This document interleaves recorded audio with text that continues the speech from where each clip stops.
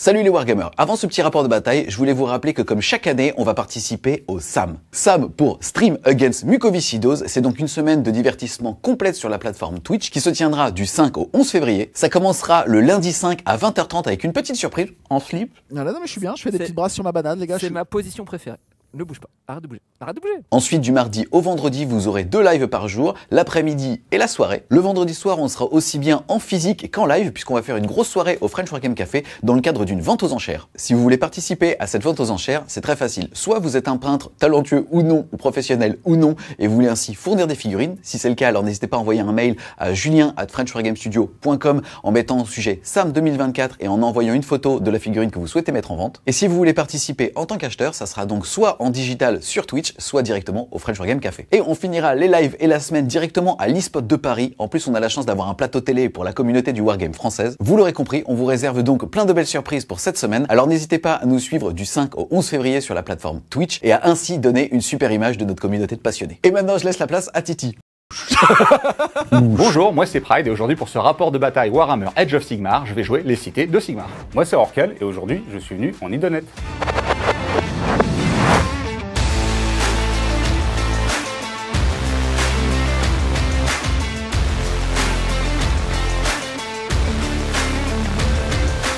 On débute ici une série de 6 rapports de bataille où les COS, pour City of Sigmar, c'est le nom de l'armée en anglais, va affronter le reste du monde et aujourd'hui je débute contre Idonette. Le but de cette série va être de prendre en main ensemble la nouvelle armée du studio qui a été peinte par Wargame Spirit à travers différents types de listes basées tantôt sur les humains, tantôt sur les duardins, tantôt sur les elfes, tantôt sur un mix, avec des listes évolutives, peut-être de plus en plus fortes. Pour cette première partie, en 2000 points, une immense majorité de mon armée a été composée avec les nouvelles figurines de la gamme qui a été récemment sortie par Game Workshop. Pour cette première partie, je vais jouer la sous-allégeance du cœur sacré. Ce que cette cité permet, c'est qu'à chaque fois que je vais lancer un sort, je vais avoir le droit de contrôler la magie sauvage et donc de lancer 3 dés au lieu de 2 pour lancer le sort. Par contre, si je fais 10 ou plus, il va y avoir un contre-coup magique et le sorcier subira des 3 blessures mortelles. Dans cette armée, on retrouvera, en commençant par les héros, Talia Vedra, la lionne de l'Aride, qui a 2 capacités très intéressantes. La première, c'est de pouvoir lancer 2 injonctions. On y reviendra tout à l'heure, c'est la mécanique de l'armée. En fait, il y a des ordres particuliers que les héros peuvent donner à des unités pour avoir plein d'effets assez tricksy en jeu. Sa deuxième capacité, c'est si elle-même est au corps à corps, elle pourra lancer l'ordre générique de ralliement qui permet de ramener des figurines dans les unités. Elle pourra le faire sur des unités elle-même engagées au corps à corps, ce qui est différent des règles d'habitude, et elle le fera sur du 4+,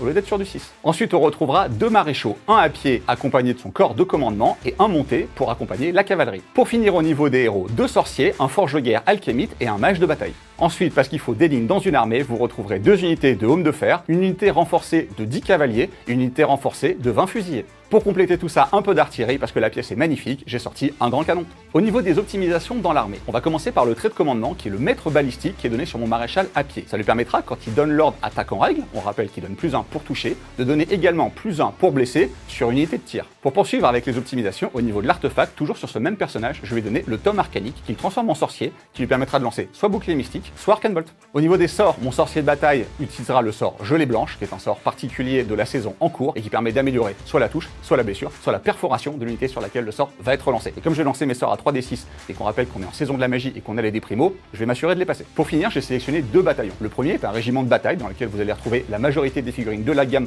pour diminuer mon nombre de pauses. Et le deuxième, pour continuer à accentuer la supériorité magique de cette armée, c'est un bataillon d'acolytes antoriens où vous allez retrouver les 3 personnages, le mage de bataille, le warforger et le maréchal qui, grâce à son tome arcanique, est considéré comme étant un sorcier. Ce bataillon permettra au début de chaque phase de héros, la mienne et celle de mon adversaire, de jeter un dé supplémentaire et sur 3+, d'obtenir un dé de magie en plus. Mon armée étant sous allégeance Yanrak, ce qui me permettra, au prix d'une action héroïque, de donner course et charge ou retraite et charge à une unité d'Achelian. Pour les héros de mon armée, on retrouvera le roi Volturnos, qui donne en bulle +1 touche aux unités d'Achelian et qui me permettra, une fois par partie, de rajouter une attaque sur 3 unités différentes. Et on retrouvera également le roi Achelian, mon général, qui me permettra, une fois par partie, en phase de charge, de donner frappe en premier à des 3 unités. Il permet aussi de rajouter +1 touche aux unités d'Achelian. On retrouvera également le guide des courants Isharan, avec le sort d'Estrier des Marais, qui me permettra de téléporter un héros sur le champ de bataille à 9 pouces de l'adversaire. Et pour finir, on retrouvera l'Oten, qui m'apportera un +1 blessure sur toute mon armée. On continue avec l'Achelian Léviadon, la pierre angulaire de mon armée, qui me permettra d'avoir un +1 +1 sauvegarde et un +1 touche sur différentes unités. Vous retrouverez également une unité de 10 Reavers qui sont les archers de mon armée. Vous retrouverez également une unité de Ventral qui sera ma principale menace au corps à corps. Ces unités seront accompagnées d'un petit pack d'Ishlane Guard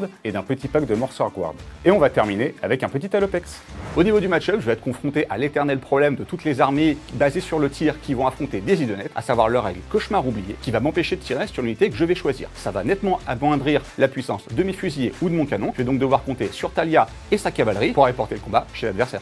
La partie d'aujourd'hui, les Wargamers, va se jouer sur un scénario issu du manuel général 2023-2024 et sera déclencher le piège. 3 objectifs ont été placés sur la ligne centrale du champ de bataille et les joueurs vont se déployer sur la largeur avec la particularité d'être seulement à 18 pouces des ennemis et d'avoir une zone de no man's land, c'est-à-dire avec l'interdiction de s'y déployer sur la largeur de la table. La particularité de ce scénario, c'est qu'au moment du déploiement, on va jeter un dé 3, le résultat sera le même pour les deux joueurs et ça sera le nombre d'unités qui pourront mettre en frappe en profondeur et qui pourront arriver à la fin d'une phase de mouvement à partir du deuxième round de bataille. Ensuite, pour marquer des points, toujours les mêmes systèmes, ça sera donc autour de 3 axes. Le premier, c'est ce qu'on appelle les objectifs dits primaires. À la fin de son tour, un joueur marquera un point s'il contrôle au moins un objectif, un deuxième point s'il en contrôle au moins un deuxième et un point supplémentaire s'il en contrôle alors plus que son adversaire. Ensuite, au début de chaque tour, le joueur actif choisira ce qu'on appelle une tactique de bataille et s'il y arrive, marquera 2 points de victoire.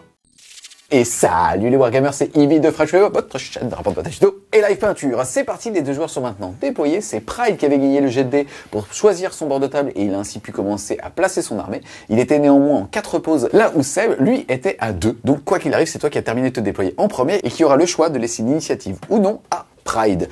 Avant ça, mon petit Nico, est-ce que tu peux s'il te plaît présenter ton déploiement?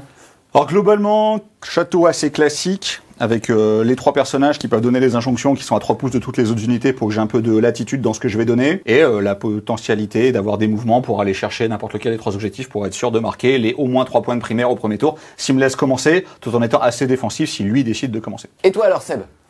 Petit déploiement classique, toutes mes unités bénéficient de l'aura de la tortue qui donne +1 en sauvegarde. Mes 2 héros Akelian sont à 12 pour pouvoir donner l'action héroïque de ma sous-allégeance aux unités Akelian. Et mes piétons ont la protection à 5 grâce au bateau. Est-ce que vous pouvez s'il vous plaît nous rappeler vos grandes stratégies? Alors, ma grande stratégie, c'est lever haut les bannières. C'est si à la fin de la partie j'ai plus de bannières dans mon armée que dans la sienne, j'en ai 5, il en a 2, je marquerai les 3 points. Donc tu vois tous les petits drapeaux? Oui. Tu les défonces? Il le faut. Et toi alors? Et moi, il faudra simplement qu'à la fin de la partie, il n'y ait pas d'unité adverse à 3 pouces de mon bateau. Petite précision néanmoins, vous aviez fait 2 sur le nombre d'unités que vous pouviez mettre justement en renfort et qui pourraient arriver à partir du round de 2. Et personne n'a décidé d'utiliser cette règle. Non monsieur, parce que en fait, il y a trop de mécanismes de buff dans l'armée, c'est-à-dire des sorts qui peuvent m'améliorer mon jet pour toucher, ma perforation, et le système d'injonction et les ordres qui sont hyper importants. Et en fait, comme les unités arrivent à la fin de la phase de mouvement, je raterai la phase de héros, qui est là où vous mettez la plupart du temps les bonus sur vos unités, et donc en fait, ça me coûterait trop cher en attrition. C'est parti, est-ce que tu veux donc commencer cette partie ou non? Non. Ok, et est-ce que tu as des prières, des choses à Oui, annoncer? c'est à ce moment-là, il faut que je choisisse 2 rituels. Donc, bien évidemment, je vais prendre le rituel qui l'empêche de me tirer dessus à plus de 12 pouces, donc qui s'appliquera au T1 et au T5, et le rituel qui me rajoute plus un course, plus un charge, qui proccera au T2. Début du round 1, début de ton tour 1, est-ce que tu sais déjà quelle tactique tu vas avoir? On voit aussi que tu as déjà mis face cachée tous tes petits pions, tes ordres en tout cas. Oui, alors mes injonctions, pour pas qu'il y ait de confusion, parce que vous avez le système d'ordre, donc les command abilities, et vous avez les injonctions en français qui sont traduites par orders en anglais, donc on va dire injonction pour que ce soit clair. En fait, chaque héros en reçoit un qui peut déclencher à n'importe quel moment du round, donc l'ensemble des 2 tours. Des fois, ça va être à ma phase de charge, des fois, ça va être à sa phase de tir. Enfin, il y a beaucoup de choses. Et donc, je dois les anticiper sur l'ensemble du round. Chaque héros en reçoit un. On n'a pas le droit de donner 3 fois le même. Donc, c'est pour ça qu'on a des petits tokens pour vérifier qu'il n'y a pas de petite margoulinerie. Et Talia, par contre, a une règle spéciale parce que comme c'est une super générale, elle peut en recevoir jusqu'à 2. Ensuite, on va générer les dés primaires de magie. Donc, sur 4+, chacun des 2 joueurs en reçoit un. Et moi, j'ai le bataillon Antorian Acolyte qui, sur un 3+, m'en donne un supplémentaire. Donc le générique, on en a un tous les 2. Vous en avez donc 2 tous les 2. Et ensuite, le mien, je ne l'ai pas. Au niveau des tactiques, je peux quasiment faire aucune des tactiques particulières du Battle Tom. Tout m'exposer pour sortir la plupart de mes unités en dehors du champ de bataille ou aller prendre les bords du champ de bataille, c'est quand même assez complexe. Donc je vais rester sur un grand classique d'ouverture quand on commence. Je vais choisir domination arcanique. Il faut que j'arrive à lancer un sort. Mes sorciers sont pas à portée de dissipation de ceux de Seb, donc à plus de 30 pouces. Je rappelle que je suis encore sacré. Je peux lancer mes sorts sur 3D. J'ai 2 dés de magie. Bon, normalement, ça devrait réussir à passer. Et si je lance au moins un sort et qu'aucun de mes sorts n'est dissipé, je marquerai donc 2 points. Et c'est celle-là que je vais choisir. Ensuite, au niveau de l'action héroïque, héroïque, je vais déclencher l'heure de gloire sur le cavalier maréchal. Pourquoi? Parce qu'en fait, il a une règle spéciale qui dit que quand il déclenche son heure de gloire, une autre unité de cavalier à côté de lui et lui-même ont +3 pour la charge. Ça va me permettre de faire un truc que j'ai pas du tout l'habitude de faire, c'est-à-dire charger avec tout au T1, parce que globalement, il y a quand même une petite ouverture, entre guillemets, avec la charge des cavaliers qui vont essayer d'aller impacter les unités qui sont là. Attendez, excuse-moi, je vais juste appeler ma meuf pour lui dire que dans 1 heure, je serai dispo. Alors, je suis pas sûr. Je suis pas sûr. Pourquoi je suis pas sûr? Déjà parce que c'est une charge qui est quand même pas si simple que ça, parce qu'il faut que je reste à plus de 9 pour empêcher un redéploiement de sa part. Donc même avec le bonus de +3, ça reste une charge à 6. Alors évidemment, je vais essayer de la relancer, ce genre de choses. Et mine de rien, je vais quand même impacter dans des unités. Les idonettes au T1, ils sont extrêmement défensifs. Ils sont dans l'aura de la tortue, ils ont un +1 en sauvegarde. Ils sont également à couvert au T1, donc il a encore un +1 à sauvegarde. Alors il a pas eu le temps de se mettre son bouclier mystique, mais à moins que Talia arrive elle aussi au corps à corps et fasse son rugissement, il aura l'opportunité de se donner un défense en règle pour se rajouter encore un +1. T'empiles pas là, hein. Non, tant pis pas là. Donc voilà. Enfin, pourquoi je fais ce mouvement-là? Déjà, parce qu'en termes d'attrition, ça me permet quand même de lui faire assez mal sur une unité qui est un peu problématique pour moi. Au premier tour, je vais pas du tout pouvoir lui tirer dessus. Donc c'est quand même une grosse puissance de mon armée qui passe complètement à la trappe au T1. Et ensuite, parce que mine de rien, les cavaliers sont quand même relativement tanky, ça te permet de l'enfermer un peu chez lui. Donc pour résumer, tu vas y aller YOLO et ton action héroïque c'est un heure de gloire sur lui qui le donne aussi au cavalier. Toi, c'est quoi alors ton action héroïque? Moi, ça sera juste de générer un petit point de commandement avec mon Taiketser. Et c'est oui. Et en tant que deuxième joueur, je vais aussi également choisir un point de commandement supplémentaire. Yes, c'est parti pour ta phase de héros. Qu'est-ce que tu vas lancer comme sort alors? On va ensuite commencer par mon infiltré de 40k / mage de bataille qui a le sort gelée blanche, donc Orfrost, c'est le sort spécial du domaine. Je vais jeter un dé, je vais choisir une arme, donc je vais lancer sur mes cavaliers, donc je vais choisir leurs armes de chevalerie. Je vais lancer un D3 et en fonction du résultat, ce sera soit ma valeur de touche, soit ma valeur de blessé, soit ma valeur de perforation. Donc si je fais entre 1 et 4, je toucherai ou blesserai sur 2+, et si je fais 5 ou 6, j'aurai -3 en perforation. Ce qui va m'aider parce qu'il tank bien en face. Je vais décider d'utiliser l'aptitude spéciale de Hallowheart, donc de canaliser la magie sauvage. Je vais lancer ça sur 3 dés. Si je fais 10 ou plus, je subirai des 3 blessures mortelles. Bon, il survivra. C'est parti. Ça fait 11. Le sort passe. Je suis pas à portée de dissipation. Je vais donc pas utiliser 2 dés primo parce que j'en ai pas besoin. Je vais donc cibler les armes de chevalier. Je vais faire un magnifique 1, donc je vais choisir de blesser sur du 2+. Alors c'est parti, j'ai fait plus de 10, je vais donc subir des 3 blessures mortelles, il va perdre 1 PV. Ensuite, l'alchimiste Warforger, alors normalement il a son sort qui est extrêmement fort, toutes les unités à 12 ont des armes enflammées, c'est équivalent à la même chose que le métal solaire des luminettes si vous connaissez. Sur un 6 pour toucher, je fais une blessure mortelle, en plus des dégâts normaux, donc c'est même meilleur que le sort luminette, parce que les humains sont meilleurs en magie que les elfes, c'est bien connu. Mais là, le problème, c'est qu'avec Cauchemar oublié, je peux pas y tirer dessus. Donc, ça n'a aucun intérêt de faire ça. Je vais me contenter de lancer un bouclier mystique sur mes chevaliers. Je vais également utiliser le pouvoir de ma sous-allégeance pour lancer ça sur 3D. Et ça va passer. Et je vais prendre des 3 blessures mortelles, et ce sera 1. Le dernier sorcier de mon armée, c'est le maréchal que l'on rappelle à l'Arcane Tome, donc peut lancer potentiellement Mystic Shield ou Arcane Bolt. Alors lui, il va pas lancer de sort parce qu'il est à portée de dissipation. Et si jamais je me fais dissiper, je perds mes 2 points de tactique, donc je vais pas le faire parce que de toute manière, j'ai déjà lancé bouclier mystique. On rappelle qu'on peut pas lancer 2 fois le même sort à la même phase, et l'Arcane Bolt ne me servirait concrètement à rien. Fin de phase de héros, il y a un chirurgien de bataille dans cette unité. Et le chirurgien de bataille, c'est une règle spéciale qui est très forte, du Command Corps, qui est de toute manière une unité qui est très forte, peut-être même un tout petit peu trop. Je peux choisir 2 unités, 3 même. Une unité City of Sigmar entièrement à 12 de cette unité-là. Comme je ne me suis pas déployé trop mal, ces deux-là sont pile à 12 et il va les soigner D3. Donc il hop, soigner et hop, soigner. Sympa, hein? C'est efficace. T'as pris du plaisir sur sa phase? Oui, magnifique. C'était bien. Eh ben souris, connard. Début de la phase de mouvement, je vais révéler 2 ordres donc 2 injonctions qui se révèlent donc en début de phase de mouvement. Ici et ici, qui sont avancées en formation. Donc toutes les unités qui vont commencer un mouvement à 3 pouces du héros qui a donné l'ordre vont bouger de 3 pouces supplémentaires. Ce qui est assez intéressant, c'est que ça permet par exemple à ces unités-là qui vont commencer leur mouvement à 3 pouces de Talia de bouger de 3 pouces supplémentaires, puis Talia se balade, et potentiellement ces unités-là, si je n'avais pas également donné l'ordre ici, auraient aussi le +3. Bon là concrètement, toute l'armée va bénéficier de ces +3. Autre chose qui est important à savoir, les unités d'arbalétrier et le canon ont une règle spéciale, en gros de position fortifiée, où s'ils n'ont pas bougé lors du tour, ils tirent mieux. Mais grâce à cet ordre, ça vous permet d'ignorer la règle, c'est pour ça que c'est un peu teuteux comme unité et que ça se joue quand même de manière extrêmement simple, parce que maintenant ils vont bouger de 8 et pouvoir rester en position fortifiée. Alors concrètement, là ça sert à rien à cause du cauchemar oublié et de son rituel à la mort ou le pif, mais c'est quand même bon à noter. Fin de la phase de mouvement, et regardez-moi comme c'est stylé l'héroïque fantastique, ou en tout cas le médiéval fantastique avec une belle charge de cavalerie ici. Pas grand chose à signaler par rapport à sa phase de mouvement, il est resté à plus de 9 de toute unité ennemie, ça fait que Seb n'a pas pu faire de redéploiement. Petite particularité néanmoins avec ces petits packs ici qui contestent l'objectif. Alors dans les home fairs, vous avez un prêtre de bataille qui est là pour veiller au moral des troupes, parce que c'est très important dans les croisades et au fort de veiller au moral des troupes, vu toutes les horreurs qu'ils affrontent, parce que ça reste des petits humains pratiquement en slibard avec des petites lames coincées, parce que le fluff c'est important, ça va m'aider sur ce qui va arriver juste après.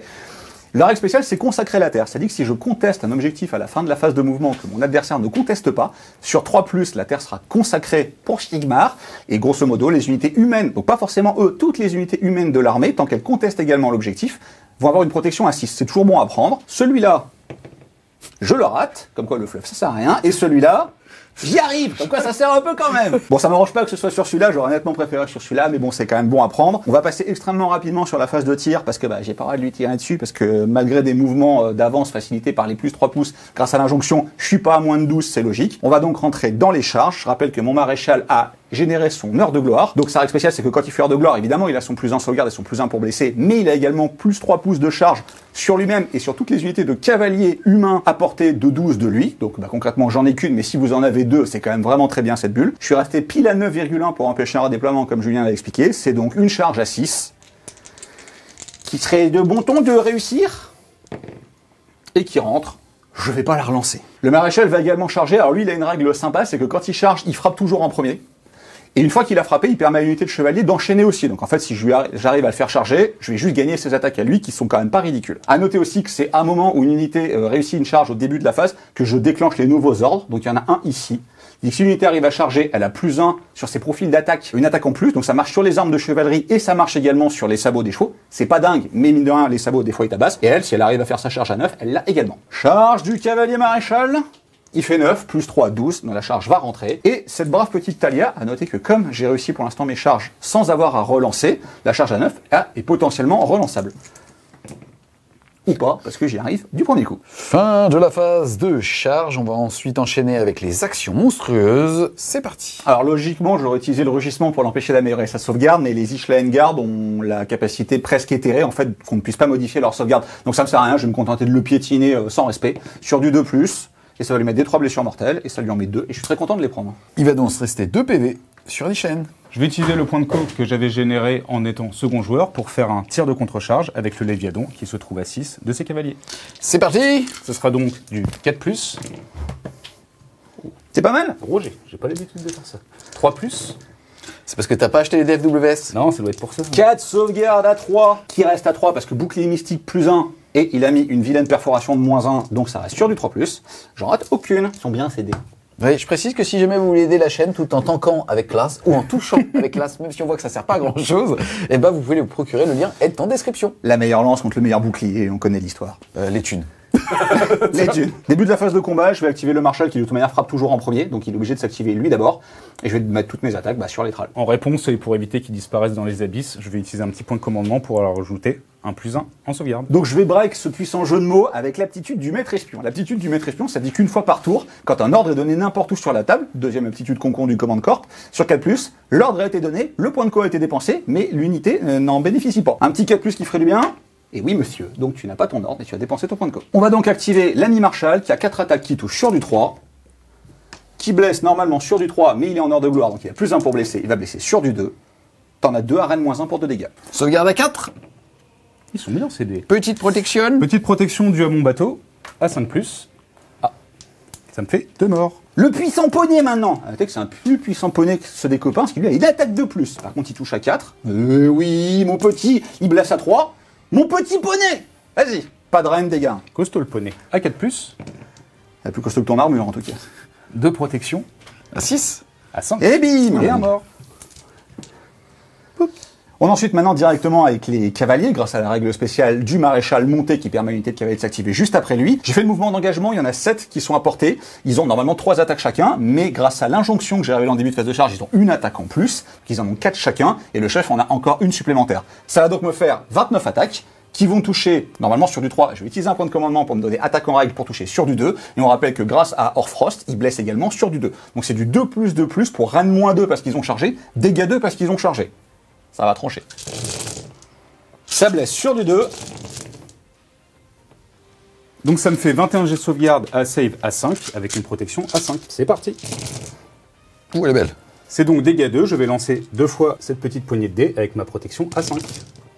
On est à 9 morts sur la première vague de protection. Elle est bon. Oh.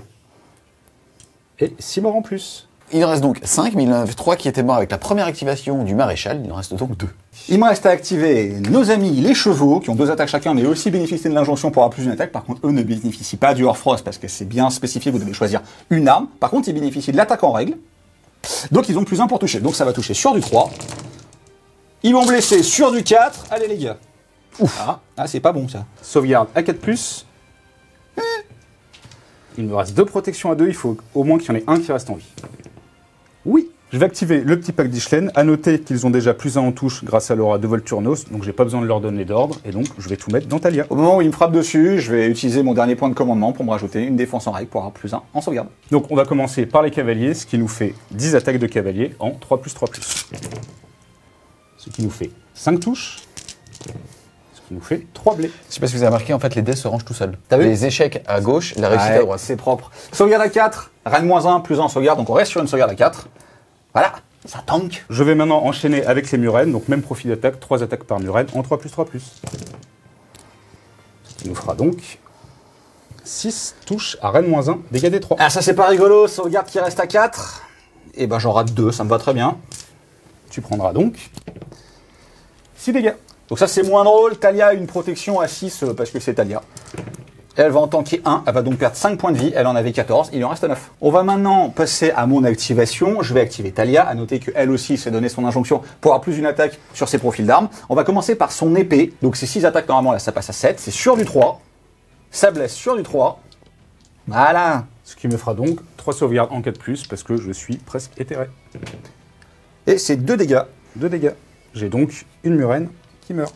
Ensuite, sa manticore va mordre férocement, avec normalement 3 attaques, mais là on est passé à 4 grâce à l'injonction. Sur du 2, oh non, ça blesse sur du 3, oui monsieur. C'est reine -2, mais tu l'ignores, par contre c'est dégâts 3. Oui. Et regarde, je vais tout ignorer, sans regarder les dés. Voilà, et tu prends 3 PV, ça t'apprendra à faire le kéké. Il y en a une qui reste 1 point de vie. Et maintenant on va attaquer avec le Dark Scorpide, parce que pourquoi pas. Ça va toucher 2 fois. Ça va blesser sur du 2. Non. Ta reine, s'il te plaît. C'est reine -3 pour D3+3. D'accord, mais j'ai pas besoin de connaître ta reine. Merci. Voilà, tiens. Par contre, ça t'intéresse de connaître mes dégâts. Oui. Voilà, bim, t'en prends 6, ça t'apprendra. Allez, Hop. clean. Eh ben, c'est Paul ce qu'il fait, puisqu'il fait les 4 et 1. Donc il en fait les 5. Poup, poup. Par rapport aux différents fions, je précise qu'ils sont frères. Voilà, et que c'est moi l'aîné, j'ai tous les droits. Alors ça m'arrange, mine de rien, là c'est pas si grave, mais potentiellement le but c'était de garder ces 2 unités au corps à corps, parce que Talia, si elle-même est au corps à corps, peut lancer des ralliements à 4+, sur une autre unité au corps à corps. Bon là, comme je pense qu'il va pas y avoir grand chose à rallier parce que c'est pas le dernier Pecno qui va me tuer trop de mecs, c'est moins grave. Mais faut quand même y penser. Le but c'était de me cliquer sur une unité que normalement je ne tuais pas pour avoir des ralliements facilités. Bon après, Seb sait pas lancer les dés et moi je le sais, tant mieux pour moi. Vas-y. Donc avec mon susnommé dernier Pecno, je vais au moins lui emporter un cavalier. Donc à noter que la tortue me donne un +1 touche sur mes unités Namarti quand je cible une unité adverse qui se trouve dans mon aura, donc qui est de 15 pouces, et qu'il se retrouve également dans l'aura de Lotan qui donne +1 blé. Ça fera donc 3 attaques en 2+2+. 3 touches, 3 blessures. Sauvegarde à 3 qui passe à 4 parce qu'il a reine -1, mais que j'ai bouclé mystique, bon de toute manière je les ai ratés, je prends donc un PV. Il va donc rester 1 point de vie sur un petit cavalier.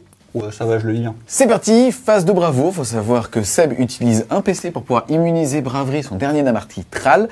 Ensuite, au niveau des objectifs, tu en contrôles 1, 2 sur les 3. Tu contrôles donc 1 point pour un objectif, 2 points pour 2 objectifs et 1 point parce que tu en contrôles plus que ton adversaire. Ensuite, tu as réussi à lancer un sort sans être dissipé et c'était ta tactique de bataille. Tu fais donc un tour à 5.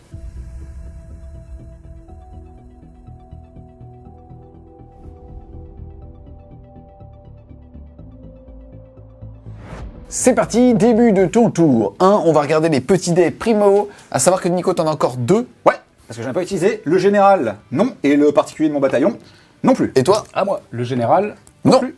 Puissante magie. Dans votre famille On est bon. On est bon. On a d'autres qualités. Les feux. Ok. Ah bah, je vais perdre la partie, il faut bien que je le gagne. En trash talk. Un petit peu. Qu'est-ce que tu vas faire comme tactique, Seb? Je vais prendre encercler et détruire. D'accord, ça veut dire avoir des unités sur au moins 3 sur les 4 bords du champ de bataille. À savoir que ça doit être en dehors de son territoire, mais comme on le rappelle, sur ce scénario, ça s'arrête à peu près ici. Ça fait que s'il met une unité là, il n'a pas besoin justement de sortir en général de sa zone de déploiement juste ici, il va pouvoir le faire. Ensuite, action héroïque, qu'est-ce que tu vas faire? En action héroïque, je vais tenter de générer un petit point de commandement avec le Tiecaster. C'est non. Et toi, Nico? Alors moi j'ai une petite hésitation, j'ai plus qu'un seul point de commandement, celui que j'ai régénéré au début du tour. Ce qui est évident, c'est que mes cavaliers vont prendre la foudre, donc j'ai besoin de leur lancer un attaque en règle si le Léviadon rate son rugissement, ce qui est quand même pas gagné. Donc je pourrais tenter de générer un point de commandement, mais déjà c'est sur du 4, et en plus il y a le rugissement. Je vais prendre l'option, on va dire, la plus sécuritaire, je vais essayer de soigner Talia, qu'on a quand même pris un peu plein sa manticore. Petit test de co. Elle a une bravoure de 8, elle y arrive, elle va donc se soigner D3. Elle va donc se soigner de 2 et elle aura perdu finalement que 3 points de vie. Il va donc lui rester 12 points de vie. C'est parti pour mon puissant sorcier qui va lancer son sort le plus redoutable, un bouclier mystique. Ah, voilà. C'est une tristesse. Il va donc se coller 3 DM avec ma protection. Ça s'appelle le karma pour mes cheveux, tu vois. C'est parti. Au final, il s'inflige qu'une blessure mortelle. C'est pas beau ça? C'était la fin de ma phase d'héros. Ensuite, phase de mouvement, qu'est-ce que tu vas faire? Nico a décidé de jouer agressif, il t'a quand même privé d'impact de tral qui était une ressource, alors en général de cordon. Oui. Mais là, qu'est-ce que tu vas faire? C'est quoi tes enjeux pour ce tour? Eh ben, je vais essayer déjà de marquer ma tactique, de récupérer potentiellement cet objectif et celui-là pour marquer au minimum, je l'espère, 3 points. Et ensuite, je vais essayer d'annihiler ce pack-là. Et pour le reste, on verra. Fin de la phase de mouvement. Pas grand chose à dire, si ce n'est que tu as fait ce que tu avais dit que tu allais faire. Ce qui s'est aussi passé, c'est que Pride a tenté d'annuler un ordre pour une course automatique, pour une petite échappée du requin qui s'est mis là, qui fait que, ça va lui permettre de gagner ces 2 points de tactique de bataille, puisqu'il va avoir une unité à 6 pouces de Stanglicy, et surtout de le faire en reprenant l'objectif. Si Pride avait réussi son 4+, avec cette petite merde, parce que, excuse-moi, mais c'est beaucoup trop fort, qui disait que tu ne lances pas d'ordre cash sur du 4+, alors il aurait justement back ici, et ça lui aurait au moins permis de marquer 1 point de moins sur les objectifs primaires, mais de quand même réussir ses secondaires. Ensuite, il n'y a pas eu de redéploiement, puisque Pride n'a qu'un seul petit PC, et qu'à mon avis, va le garder en cas d'échec du ROR qu'il y aura sur ce pack-là, pour pouvoir se donner +1 à la sauvegarde. On rappelle qu'il est sous bouclier mystique. Il est donc en sauvegarde à 3, +1, 2, et potentiellement, il pourrait être en sauvegarde à 1. On rappelle qu'il serait capé à une sauvegarde à 3 qui passerait à 2, mais derrière, il va y avoir beaucoup de rend. J'espère. Je suis essoufflé. C'est parti, qu'est-ce que tu vas faire maintenant? C'est parti, donc début de la phase de tir, écoutez, je vais essayer de compter un peu sur ma chance et d'abîmer mon Parce que quand on n'a pas de talent, il faut compter sur la chance. Hein. C'est ce que je dis toujours. Donc on va commencer par le requin qui va tirer donc sur Talia, donc 4 attaques en 3+, 3+. 3 touches, 2 blessures. Reine -1, ma sauvegarde à 4 passe donc à 5. J'en réussis une. Il fera des 3 blessures. Une. Ward à 6 pour l'humilier. Échec. Je perds 1 point de vie. Il en a perdu 4, il en reste 11. Je vais enchaîner avec le Léviadon, je vais lui mettre un attaque en règle et je vais aussi tirer sur Talia. Je vous fais des plans, les gars, sur ce rapport de bataille. Donc, ça fait 8 attaques en 2+, 3+. Ah. Ça, c'est de l'attaque en règle. C'est de la chance. Voilà, ça t'en fait 4. Ouais, 4 sauvegardes à -1, donc sauvegarde à 4 qui passe à 5. J'en rate 3. Aïe, 3. Tu vas donc prendre 5 blessures. Ward à 6, protection à 6. Allez, ma petite. Oh, c'est cassé. Je perds 2 PV, c'est des sauts en vente, hein, on le rappelle. Et mon plan a complètement raté. Je vais tirer avec le pack de River sur son unité de petits bonhommes casqués avec des casques en fer. C'est leur nom.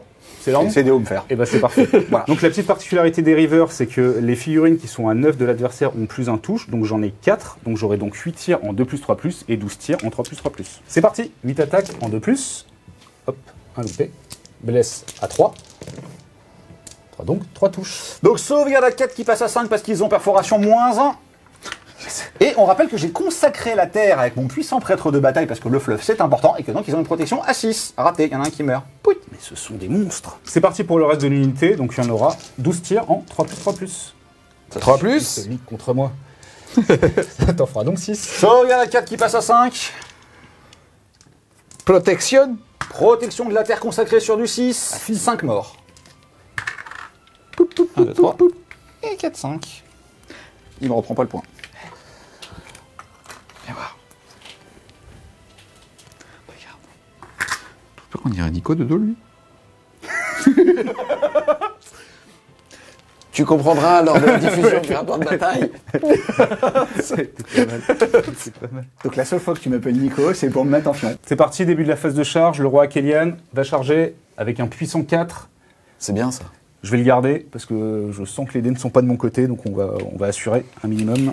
Par contre, capillairement, t'es devant. Là, pouf, oui. Dans cette pièce, hein. Oui. Ah, ça, oui. Dans le bâtiment entier. On va donc continuer avec le Léviadon. Hop, c'est parti. 4, et bah dis donc, j'ai bien fait de le mettre à 3.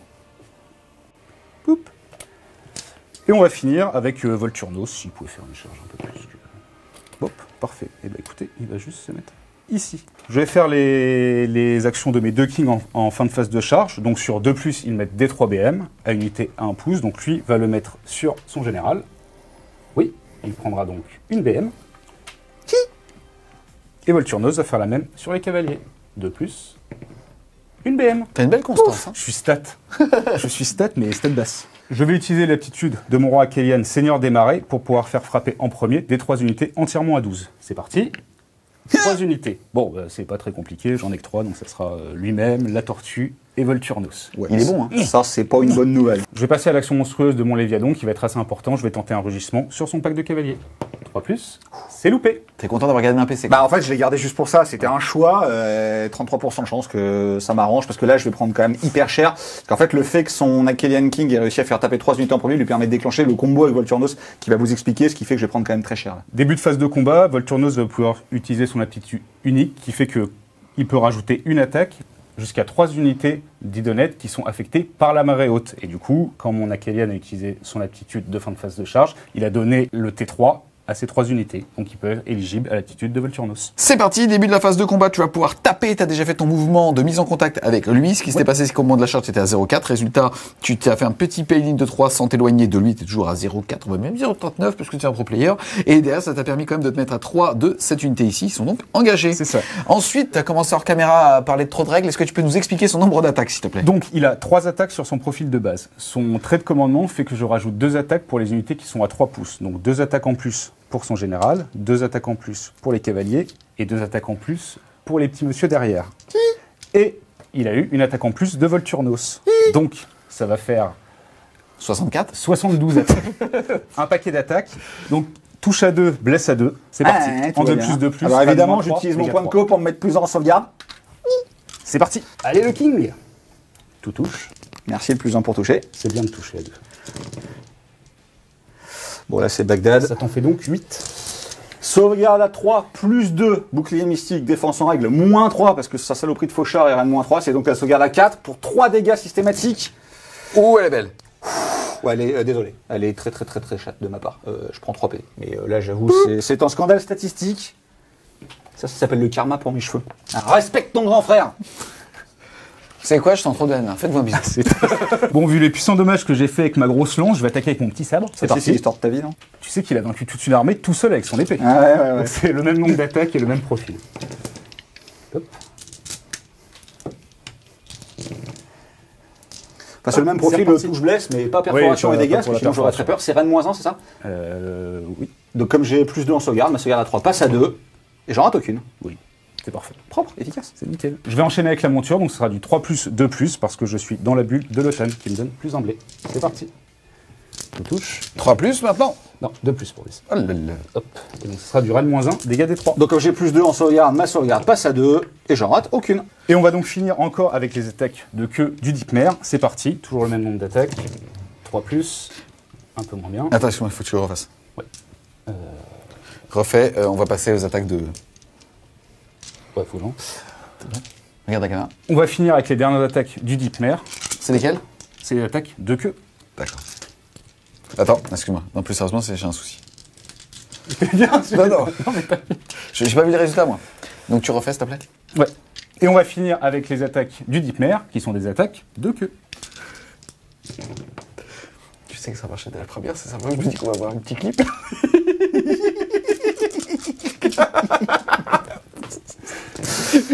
Bienvenue sur Fred Studio. Il n'y a pas de reine, c'est des gars. Pas de perforation sur ces attaques, donc ma sauvegarde reste à 2. Non, Et oui. ah, bon, faut bien que je traque un jour. J'ai été ultra hors stat, donc j'en rate 4. Attends, excuse-moi, tu peux refaire parce que la séquence est pas bonne dès le début. J'aimerais qu'on revoie le.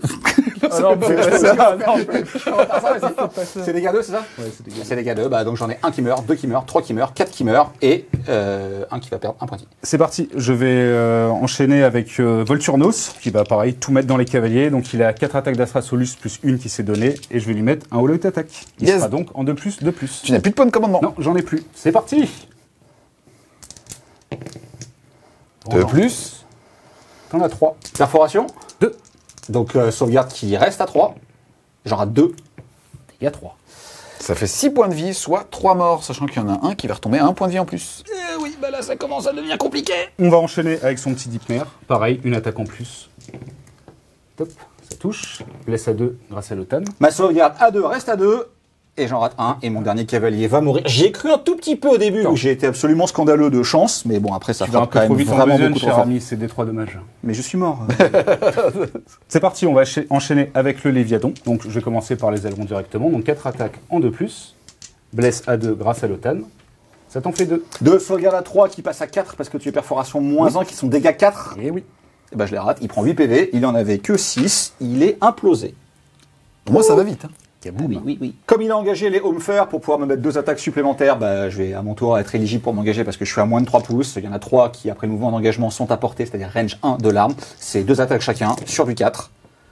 Ouais, ils sont pas là pour taper, ils blessent sur du 4. Un PV de la honte. Allez, c'est parti mon roi.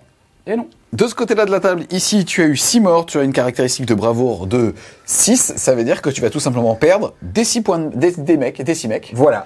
Et alors, pourquoi faut pas en perdre trop? Parce que moi j'en ai 4 sur l'objectif, lui il en a 2, s'il ne le reprend pas, il contrôlera qu'un seul objectif, par contre s'il le reprend, il en contrôlera 2, et du coup plus que moi. Donc il y a 2 points de partie qui se jouent là-dessus, et c'est une des rares fois dans ma vie que je veux dire ça, mais j'aimerais bien faire 1. Voilà. C'est parti, fin de ton tour. 1, au niveau déjà de ta tactique, ça fonctionne ici, ici et là. Tu as donc marqué 2 points, comme l'a expliqué Nico juste avant. Malheureusement, tu contrôles que cet objectif ici et pas celui-là. Tu vas donc marquer seulement 1 point pour un objectif. Et là, pour expliquer, si tu avais celui-là, tu passais à 2, donc deuxième point, et plus que Nico, tu passais à 3. Là, malheureusement, tu vas faire un tour uniquement à 3 points de victoire, mettant le score à l'issue du round 1 de 5 à 3.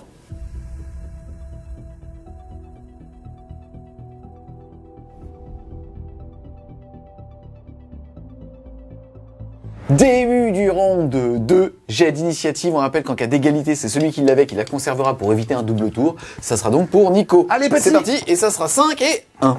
Je vais la prendre. C'est déjà bien. Et après, on va réfléchir à ce qu'on va faire. Début de ton tour 2. Est-ce que tu vois les dés avant d'annoncer ta Alors, tactique? déjà, on va regarder les dés primo. Donc, le générique, C'est non. non. Et celui du bataillon, c'est toujours non. Je suis content Donc, d'avoir c'est pris ce générique. bataillon. Oui, vous allez donc en avoir un chacun. Je le prends. Ensuite, qu'est-ce que tu vas faire comme tactique? Ensuite, au niveau de la tactique, je vais en prendre une particulière au manuel des Cities of Sigmar qui demande, alors c'est sonner la charge, il faut reprendre un objectif contrôlé par l'adversaire avec uniquement des unités ayant chargé dans le tour et ayant des montures. Donc concrètement, ce qui va se passer, c'est que Talia va revenir reprendre cet objectif qui est là, contrôlé par mon adversaire, en chargeant et avec une monture. À noter que je vais prendre aucun risque parce que lui ne peut pas se donner d'ordre, il n'est pas élite, c'est pas un héros, il n'y a aucun personnage à côté, donc il ne pourra pas me faire de déploiement, ce sera une charge à 3 et je garderai un PC pour la reroll. Donc ça, à ce niveau-là, on est quand même tranquille. T'es pas obligé d'être agressif. Hein. Je suis pas agressif, je suis dans les cordes. Parce que j'ai cru à mes petits chevaliers au début, puis après ils se sont fait détruire par la queue d'un Dipmer, donc je suis très malheureux. Au niveau de l'action héroïque, je vais soigner Talia, parce que je pense qu'elle va être importante pour la suite de la partie. ça passe Elle de va 3 points de vie. réussir, elle se soigne de D3, elle se soigne de 2. Elle aura perdu 4 points de vie, il va lui en rester 11. 11, tout à fait. Ensuite, on va lancer des sorts. Je vais juste interjeter ma petite action héroïque, ça sera une heure de gloire sur mon roi Kélian. Putain, ce juriste à 2 balles. Interjeté, vas-y. Donc, heure de gloire sur ce gars-là. Alors, il y a un truc qui est très important, je vais vous l'expliquer maintenant pourquoi. Les frangins, personne ne va interjeter personne. Alors, pourquoi Interjette si on veut. Pourquoi je suis en panique? Pourquoi je suis en panique? Parce que concrètement, déjà, je suis obligé, à cause de cauchemar oublié, de tirer sur l'unité la plus proche. Donc, ma source de dégâts principale, vu que mes cavaliers sont morts, c'est eux. Et eux, ils sont obligés de tirer sur cet enfoiré là, cet enfoiré qui m'a lavé mes cavaliers. Et pour la première fois, après 3 ans de débats intenses avec Seb, cet enfoiré aussi a décidé de m'écouter et de prendre un artefact qui s'appelle l'armure des 6 tailles, qui ignore les effets des 6 à la touche. Donc en fait, mes blessures mortelles, qui est mon meilleur moyen de le tuer parce que j'ai que perforation -1 et qui va avoir save à 2, bah ça marche pas. Donc je vais pas pouvoir le tuer. Donc encore une fois, ça m'annule beaucoup mon tir, sauf si le canon se transcende. Toi, ça fait 30 ans peut-être qu'il t'emmerde avec ton doudou. Tu veux peut-être te dire quelque chose aussi, non? Je sais pas. Non, d'accord, ok. Moi, je me merde depuis 35 ans. J'étais là avant lui, monsieur. J'étais là, le premier. On va quand même lancer des ordres. On va faire exactement la même technique que tout à l'heure. C'est-à-dire, je vais les lancer avec 3 On va dés. rien faire du tout. T'as mis de batterie. Plus de batterie assise. On va quand même essayer de lancer des sorts. Et mine de rien, on va quand même lancer ce sort-là. Je vais faire exactement comme tout à l'heure. C'est-à-dire, sur mes 3 sorciers, je vais utiliser la capacité de ma sous-allégeance. Je vais utiliser la capacité de ma sous-allégeance donc pour lancer les dés à 3d6 parce que là il a apporté de dissipation quitte à m'infliger des blessures que je soignerai de toute manière avec mon chirurgien. On va commencer par l'arme enflammée de lui. Bah ça passe hein. Donc j'utilise pas de dés de magie. Ça marche. Est-ce que tu veux dissiper? Non, c'est Bon, donc comme j'ai fait un tout petit peu plus que 10, je vais prendre des 3 BM. Je vais prendre 2 BM. Lui va faire pareil. Pour l'empereur? Pour l'empereur. Mais comme il sait pas ce qu'il va lancer, il va réfléchir 2 secondes. Lui va faire pareil. Par contre, lui va lancer un bouclier mystique. C'est parti. Oui, ça fait 8. Je décide de ne pas utiliser de dés de magie parce que j'ai pas envie de faire un fiasco primal.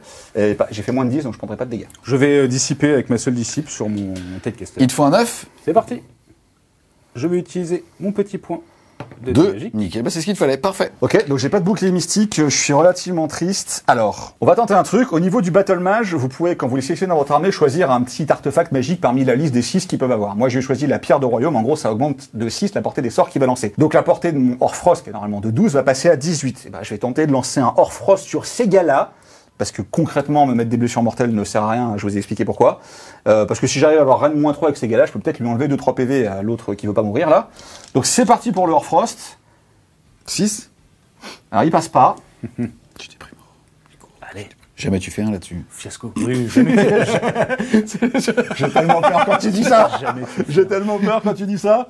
Je le fais pas. Moi. Je le fais pas parce qu'en fait, bon, certes, il aurait fallu que je fasse 5 plus derrière, c'est quand même hyper aléatoire, je peux me tuer, le personnage reste important, et puis tu me connais, je suis petit bras, ou je joue la serrure, enfin appelle ça comme tu veux, je tente pas ce genre de choses. Ça va sonner. J'ai les fois McFly. Ça va sonner à la fin de la phase de héros. Au niveau de la phase de mouvement, comme j'ai été obligé de prendre l'initiative parce que sinon c'était le drame, je me suis aussi exposé à un potentiel double tour, ce qui est pas cool non plus. Ce qui va se passer, c'est que le canon va s'avancer, encore une fois, à cause de cauchemar oublié, il faut absolument pas qu'il puisse tirer sur cette unité-là, donc il va se mettre au plus près de eux. Talia va avancer à 3 pouces du requin, on a expliqué pourquoi il pouvait pas faire de redéploiement. Et puis le reste de l'armée va pas bouger, à part uniquement eux qui du coup, comme ils ont pas leur puissant Orfrost, ils vont faire une retraite pour s'éloigner du King, pour le laisser à la merci d'un potentiel Command Corps qui peut tenter une action héroïque, on sait jamais, pour aller essayer de le bretter au corps à corps, parce que la rapière de l'espion fait quand même hyper mal. Fin de la phase de mouvement. Et là, pour le coup, il n'y a rien à dire. Non, il y a juste simplement à noter qu'eux ont fait une retraite pour laisser la place pour le Command Corps pour tenter de charger pour essayer de finir le King.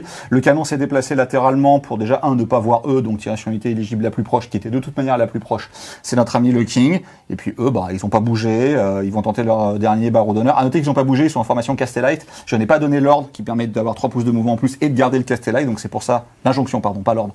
Donc c'est pour ça qu'ils n'ont pas bougé. Eux, ils se sont un peu cassés pour être moins en vue, et puis elle s'est approchée à 3 de son futur repas. On va rentrer en phase de tir. Alors à noter que lui a son estafette spéciale et elle est là, c'est-à-dire que le premier ordre que je donnerai à cette unité ne me comptera pas de point de commandement.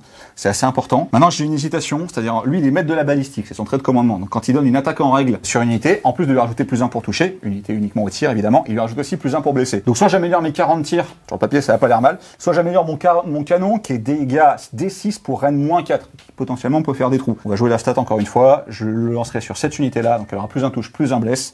Et on va commencer donc par le canon, qui a 2 tirs qui touchent à 4, mais qui blesse à 2, perforation moins 4, dégâts des 6. Je te prends pour cible. Est-ce que tu utilises un... Oui, je vais utiliser le petit point de commandement que j'ai généré en étant deuxième joueur pour me mettre un défense en règle sur le roi. Donc là, tu as plus 1 pour l'heure de gloire. Oui. Plus 1 parce que t'es à portée de la tortue. Oui. Plus 1 parce que tu t'es mis un... Oui. Ça tank un lidonnette. Allez, 2 touches à 4. Voilà. C'est pour ça que je déteste ce canon. Un volet de tir de mes fusillés maintenant. Donc ça va faire 40 tirs. Je vais faire 2 volets. Ils seront en 3+3+, moins 1 pour 1 dégât. Ça blesse donc sur du 3 grâce à mettre de la balistique. Ça fera des saves à 2+. Je perds 3 points de vie. Deuxième salve, c'est parti. C'est les mêmes stats. Ça va toucher sur du 3. Ça va blesser sur du 3. C'est parti, 2+, il lui reste 4 points de vie. Il en reprend 1. Il lui reste 3. C'est parti, la charge la plus importante pour moi, parce que c'est celle qui me rapporte potentiellement 2 points de victoire, c'est pour ça que je la fais d'abord. C'est une charge A3 avec Talia, qui rentre. À noter au début de la phase de charge, elle va déclencher son premier ordre. Alors c'est pas celui-là, c'est celui-là, pour avoir plus une attaque sur tous ses profils. Lui, il va également faire de même. C'est le plus une attaque. Alors c'est pas celui-là, mais c'était l'intention. Bon. Donc c'est le plus une attaque sur tous les profils de l'unité qui a chargé. On va tenter une charge avec eux. C'est une charge A3 et elle va rentrer. Je vais utiliser un petit point de commandement pour faire un tir de contre-charge avec la tortue. Déchaîne les enfers, vas-y. C'est parti. 8 tirs à 4+. Blesse à 3. Ça t'en fera une. Sauvegarde à 4 qui passe à 5. Je la rate. Des 3 dommages. 2. À noter qu'ils sont sur un terrain qui a été consacré parce que mon adversaire ne l'a toujours pas repris, donc j'ai toujours ma protection à 6. J'en rate 2, j'en ai un qui perd 2 points de vie, et on va dire que c'est lui là, il est pas beau. Poup. Fin de phase de charge, l'action monstrueuse de Talia, comme de toute manière, inutile de lui rugir dessus, il peut pas se donner d'or, je vais me contenter de le piétiner. 2+, des 3 mortels. Et de lui faire 3 PV. Il lui reste 5 points de vie. Début de la phase de combat, je vais activer le corps de commandement. Comme il avait la petite estafette du général, le premier ordre que je leur lance ne me coûte pas de points de commandement. Donc je vais leur donner un attaque en règle, gratuitement. En réponse, je vais utiliser un point de commandement pour faire un défense en règle sur mon roi Kélian. Alors je vais essayer de l'empêcher avec mon espion Sur un 4+. sur un 4+, et j'y arrive pas. C'est très malheureux. Donc toujours l'espion. parce qu'il a une rapière enchantée. Donc en fait, ce gars-là n'est pas que chiant, parce qu'il empêche sur toute la table les attitudes de commandement sur un 4+, ce qui est complètement broken. Il a aussi une rapière enchantée, qui est une attaque en 2+, moins 3d6. Et comme j'ai l'injonction qui me donne plus une attaque sur les profils d'armes, ça va être 2 attaques. Je suis en 2+, j'ai plus 1 pour toucher grâce à l'ordre, tu me donnes moins 1, je reste en 2+. Je blesse sur du 2. Carassé. C'est bon, ça c'est moins 3 pour D6 dégâts. J'ai donc plus 3 en sauvegarde de bonus contre ces moins 3 en reine, ça fera donc 2 sauvegardes à save à 3. Pour un petit Brett, un petit 3+. Yes. Juste rendez-vous compte quand même de la violence et de la connerie de cette unité. Elle vaut 170. Ouais, c'est complètement cravé. C'est combien de PV? C'est 18 points de vie dans une liste un peu plus construite avec la Pontifex Zendrastas, c'est également Ward à 5. Non, c'est beaucoup trop fort. La plupart des listes compétitives en jouent 2. C'est une première prise en main de ma part. Et puis, l'armée du studio n'en a qu'une. J'en ai joué qu'un, parce qu'on n'a pas fait peindre 2 fois cette horreur. Il y a de grandes chances que ça fasse partie des choses qui arrivent avec le futur Battle Scroll. Soit empêcher leur règle de se stacker, parce que pareil, le chirurgien peut soigner la même unité. Quand t'as 2 espions, tu fais ça sur 2 ordres. Enfin, c'est beaucoup trop fort à ce prix-là et x2, donc on en a joué qu'un. Je vais activer mon Alopex, c'est parti. Donc 6 attaques en 3+3+. Top. 3+. Ça fera donc 2 touches. Au moment où il m'a tapé, j'ai utilisé une défense en règle. Ma sauvegarde à 4 passe à 3. Il est perforation moins 1 sur les attaques des mecs qui sont dessus. Je repasse donc sur du 4. J'en rate une, un dégât et protection à 6 parce que c'est Talia, elle repère un point de vie. Il lui reste pour l'instant 10 PV. Ouais. On va passer au requin en lui-même. Pareil, 3 attaques, 3+3+. 3 touches. 3 blessures. Il est efficace. Et perforation moins Moins 2. Ma sauvegarde à 4 passe donc à 5. Elle perd donc 4 PV. Protection à 6. Elle soigne 1 PV, elle en repère encore 3. Il va lui en rester 7. À mon tour d'activer Talia, elle s'est donné l'ordre qui lui donne plus... L'injonction, qui lui a donné plus une attaque. L'ordre, elle se l'est déjà donné, elle peut pas s'en donner un deuxième. Ses attaques vont donc toucher sur du 3. Blessé sur du 3. Et c'est Reine moins 1 pour 2 dégâts. Sauvegarde à 4+, qui passe à 5. Une de prise. Il va lui rester 4 points de vie. Les machards de Manticore font partie de son profil dégressif, donc au lieu de toucher à 2, ça va toucher sur du 3. 3 attaques plus une grâce à l'injonction. Qui vont toucher, qui vont blesser sur du 3. Et ça, c'est Reine moins 2 pour 3 dégâts, monsieur. 3 save à 6, on y croit. Il prend donc 6 PV et il décède. Il retourne dans les abysses. Pouc. C'est parti, fin de ton tour 2. Tu continues de contrôler là, les 3 objectifs. Oui, non, bah, 2 objectifs. Non, non, vous êtes à 2. Je suis toujours 4, il est toujours 2. C'est vrai, donc tu contrôles les 3 objectifs. Quoi qu'il arrive, tu n'en avais besoin que 2 pour marquer 3 points de primaire. Tu as réussi ici à charger avec une unité qui a une monture pour reprendre ainsi un objectif. Tu vas réussir donc ta tactique de bataille, faire un tour à 5. Tu étais à 5. Tu passes à 10 et pour l'instant, le score est donc de 10 à 3.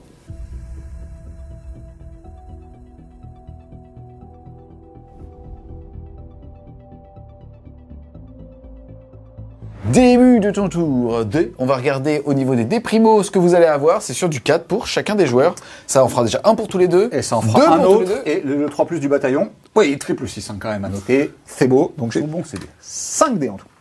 Non, j'ai 4 dés en tout. Ensuite, quelle va être ta tactique? Je vais prendre une tactique du Battle Tommy de Net qui est repousser les intrus. Donc il faut que je choisisse un bateau, donc j'en ai qu'un, celui-là. Il faut qu'il n'y ait plus d'unité à 12 pouces autour. Donc la seule unité à 12 pouces qui est, c'est son command corp. Et bah écoutez, je vais tout mettre dessus pour qu'il disparaisse. Ensuite, action règle, qu'est-ce que tu vas faire? En action héroïque, je vais tenter de générer un petit PC avec Volturnos. 4 plus? Oui. C'est oui. Toi, Nico? Je vais continuer à soigner Talia, parce que c'est une des clés potentielles. C'est cassé. C'est quand même réussi. Elle a 8. Elle va se soigner de D3. Elle va se soigner de 1. Poup.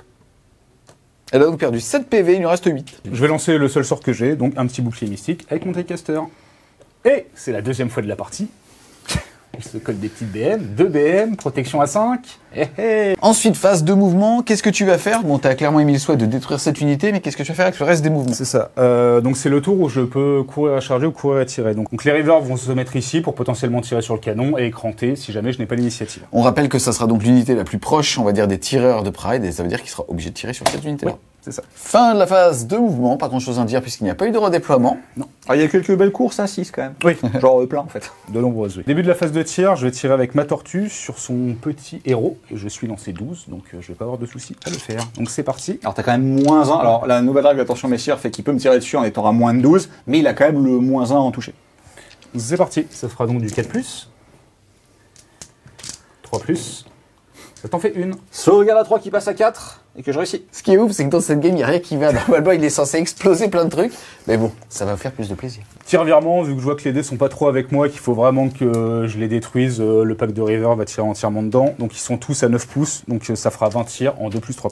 Au moins, il me prend pour cible avec les Rivers sur le Command Corps, qui est clairement l'unité qui doit détruire pour marquer sa tactique. Il me reste 2 points de commandement, je vais essayer de tout mettre dessus au niveau de la défense. Je vais leur mettre un défense en règle. Donc c'est parti, je vais faire ça 2 fois, donc 2+. Donc il y en a 8 qui passent sur la première. Il y en a 9 qui passent sur la deuxième, donc ça fera 17, si je ne m'abuse. 17. On est parti, 17 jets de blessure sur du 3. Oh, C'est pas mal, mon petit Seb. puissant dé, frère. Perforation de -1. Je me suis mis une défense en règle, donc ma sauvegarde à 4 va rester à 4.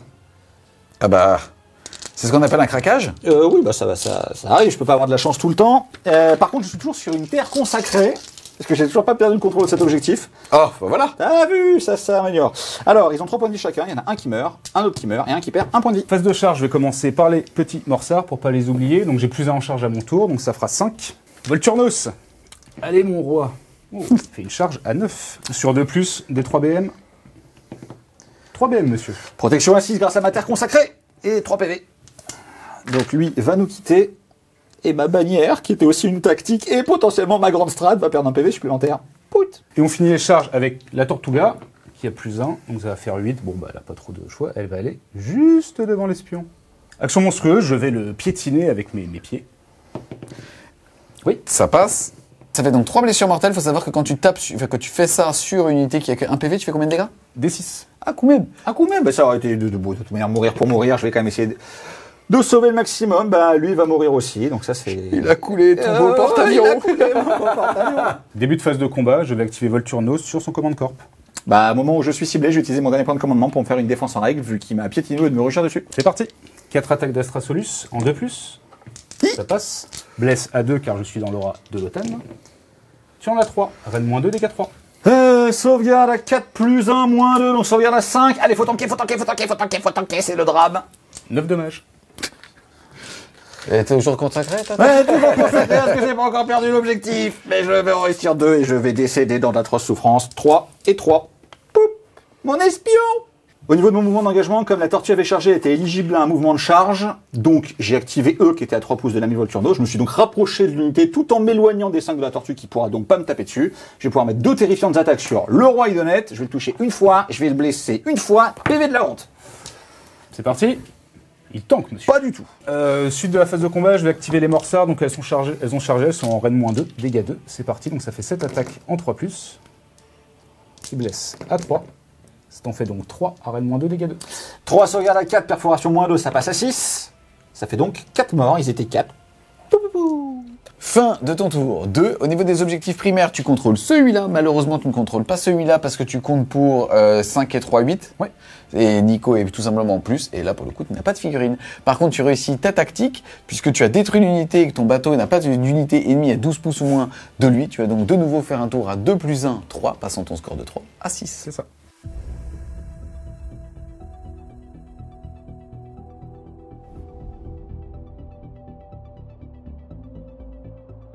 C'est parti, début du round 3. C'est donc la marée haute Ilounette, mais on va regarder qui va avoir l'initiative. Mais Sigmar. Et ça sera donc pour Pride. Ouais, Sigmar, il va la prendre. C'est parti, donc tu gardes l'initiative pour CT3. On rappelle que la marée haute et Ilounette, il a donc un tape en premier sur toute la table. Est-ce que tu vois les 10 primos avant de lancer ta tactique? Oui, bien sûr. Alors, le générique, on C'est l'a. un chacun. Et celui de mon bataillon. Un chacun. Nul, ce bataillon. Ensuite, quelle tactique tu vas faire? Alors la tactique, ça a été un gros problème. On commence à atteindre une des failles quand même de l'armée City of Sigmar, en plus de mon niveau de jeu. C'est les objectifs. Notamment, j'ai quasiment aucune tactique possible. Celle du Command Corps n'est plus faisable, je suis mort. Celle avec les nains et les elfes, je peux pas les faire. Sonner la charge, je l'ai déjà fait. Tuer 3 unités au tir à cause du cauchemar oublié, c'est impossible.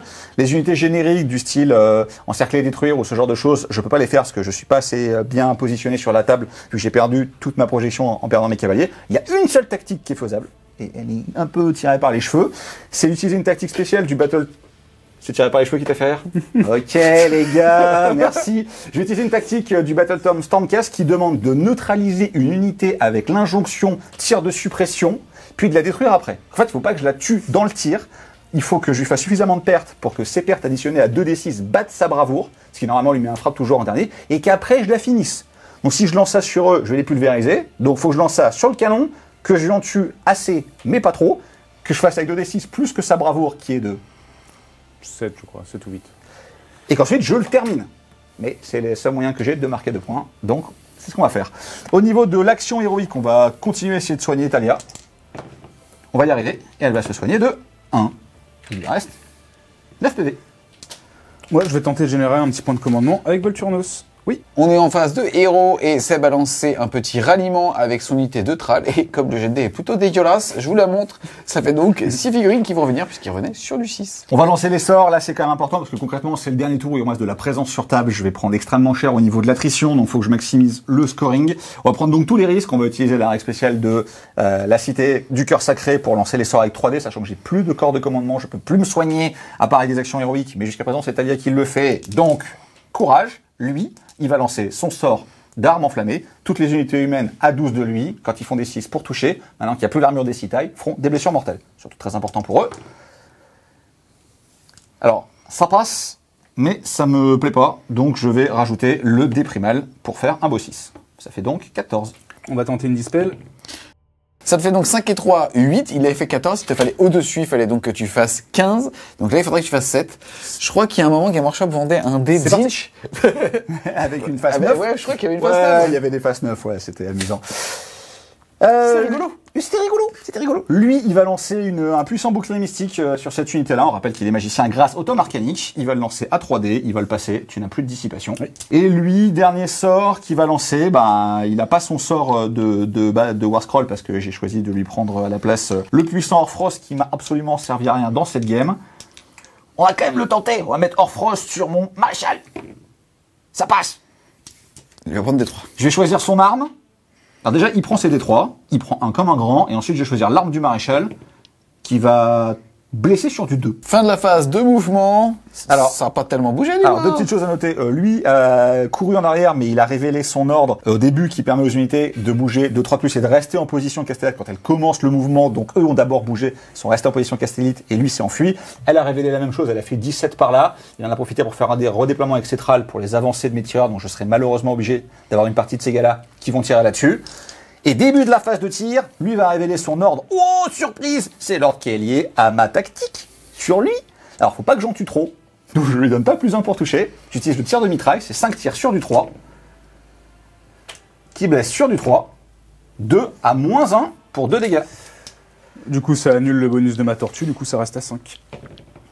2 dégâts. Je suis au tour 3, donc j'avais choisi le rituel, donc j'ai une protection à 5 sur tous mes piétons. J'en perds 3. On regarde donc tout de suite s'il a été... T'as T'es combien? un fou, toi. Tu coupes les poupes. Pardon. C'était un- et- Pardon. Pardon, maître. Là, vous le voyez vraiment. Pardon, Ah, maître. Attends qu'on coupe les cannes. Faut que je te défonce. Bon, trêve de galéjade, tu as combien en bravo? 7 petits. 7 pour de vrai, je t'en ai tué 3. Donc 2d6 plus 3, je dois dépasser 7. Voilà, c'est bon, j'y arrive. Il a donc été neutralisé par mon puissant tir. La première partie de la tactique est faite. Maintenant, la deuxième, c'est qu'il faut que je détruise cette unité. Pour ça, on va commencer par tirer avec lui. Le Marshal. Je vais mettre mon tir au LD. Excuse-moi, j'ai failli faire un AVC. Attends, je vais me mettre une protection en règle. Ce qui est bien, c'est que ses habits d'enfant lui vont encore. T'as vu? C'est pas un habit d'enfant. Eh, ça peut pas être un habit d'enfant. Voilà, c'est vrai, c'est vrai. Je me rappelle très bien, on avait fait des t-shirts pour enfants avec Bah, Blas. c'est vrai. Et il rentre encore dedans. Bon, après, c'est peut-être nous qui avons un problème. Enfin, moi. Hein, oui, moi, d'accord. Allez, on chambre les cheveux, le bidou, tout va bien. C'est parti, 4 tirants, 3+, -1, 1. Ça, c'est mon général, on l'aime. Voilà, quel champion, il a rien fait. Donc ensuite, à noter 2 petites aptitudes spéciales avec des figurines tokens qui ne comptent pas sur la table, mais je trouve ça trop mignon en termes de fluff. C'est que lui, il est allé donner un ordre de mon maréchal, parce que tu comprends, il est trop loin, pour que cette unité, la première fois qu'il reçoit un ordre, ne dépense pas de J'essaie points de de faire un commandement. plan stylé, mais en fait, il va être obligé d'utiliser la zénitale. Excuse-moi. Vas-y. C'est l'aptitude qu'il va donner, c'est attaque en règle. On rappelle qu'il est maître de la balistique, donc plus 1 pour toucher, plus 1 pour blesser. Et ensuite, pareil, lui va aller ravitailler. Il a le droit de le faire qu'à partir du 3 une fois par bataille. Donc il va partir, revenir avec de la petite poudre, et je vais pouvoir relancer tous les jets pour toucher. Pas forcément rater. Donc, il va aller, en fait, relancer tout ce qui n'est pas un 6 pour pouvoir faire de la blessure mortelle. Donc on a regardé à cause de cette de cauchemar oublié, bah, je peux tirer ni sur la tortue ni sur Volturnos, ce qui est quand même pénible. Une grosse majorité de mes arquebusiers va être obligée de tirer sur eux parce que c'est les plus près à cause de son redéploiement. Et on doit regarder figurine par figurine et pas unité par unité. Il y en a donc 12 qui vont pouvoir tirer sur les Namarty. Oui, ce qui fait donc 24 tirs plus les deux du chef, 26. Donc ils vont toucher à 3, blesser à 3, faire des blessures mortelles en plus sur du 6. Je vais même pas regarder ce qu'a touché, je vais tout relancer. C'est marrant, on fait la même chose à 40k. T'as vu, c'est marrant, hein, ils ont piqué ça sur OS. C'est marrant, il faut autant de dégâts qu'à 40k. Il y en a déjà 6 blessures mortelles, puis on les remet dans le pool 2D parce qu'en fait c'est en plus des dégâts. Ensuite il faut blesser, toujours sur du 3. C'est parti pour Madeleine. Oh Oh Oh Oh, il est quand même mort, mais C'est pas si mal. Ça fait tout ça plus 6 blessures mortelles, donc protection à 5. C'est parti. Il restera toujours le petit sergent. Ou pas. ou pas. Pas du tout. Oula. Oula. Oui, Allez. il est mort 3 fois. Globalement, vous aviez donc toute cette partie-là qui tirait sur l'escouade de River qui était ici. Il reste donc cette partie-là. Et même si certains experts qui ne sont pas dans la pièce vont se permettre de commenter en disant « Moi, je suis sûr que eux, ils étaient plus proches de lui ». Non, on a bien vérifié. C'est la perspective, mais en fait, comme c'est l'arrière du pack, c'est automatiquement eux les plus proches. Alors je vous assure qu'on a essayé, parce que moi je voulais pas du tout tirer sur les Rivers. Donc comme j'étais persuadé que j'avais le droit de tirer sur le Léviadon, on s'est crêpé le chignon que j'ai pas avec le petit frère. Bon, il a raison, donc j'ai pas le droit de tirer sur le Léviadon. Donc bah, je vais finir les Rivers, au moins ça me fera mes 2 points de tactique. C'est pareil, c'est exactement la même chose. On va relancer tout ce qui n'a pas fait des 6. C'est pas fou, hein. Ensuite, ça va blesser sur du 3. Moins 1. J'avais déjà mis un défense en règle sur cette unité, donc elle aura plus de en save entre le défense en règle et la tortue, ce qui me fera des sauvegardes à 4. C'est parti.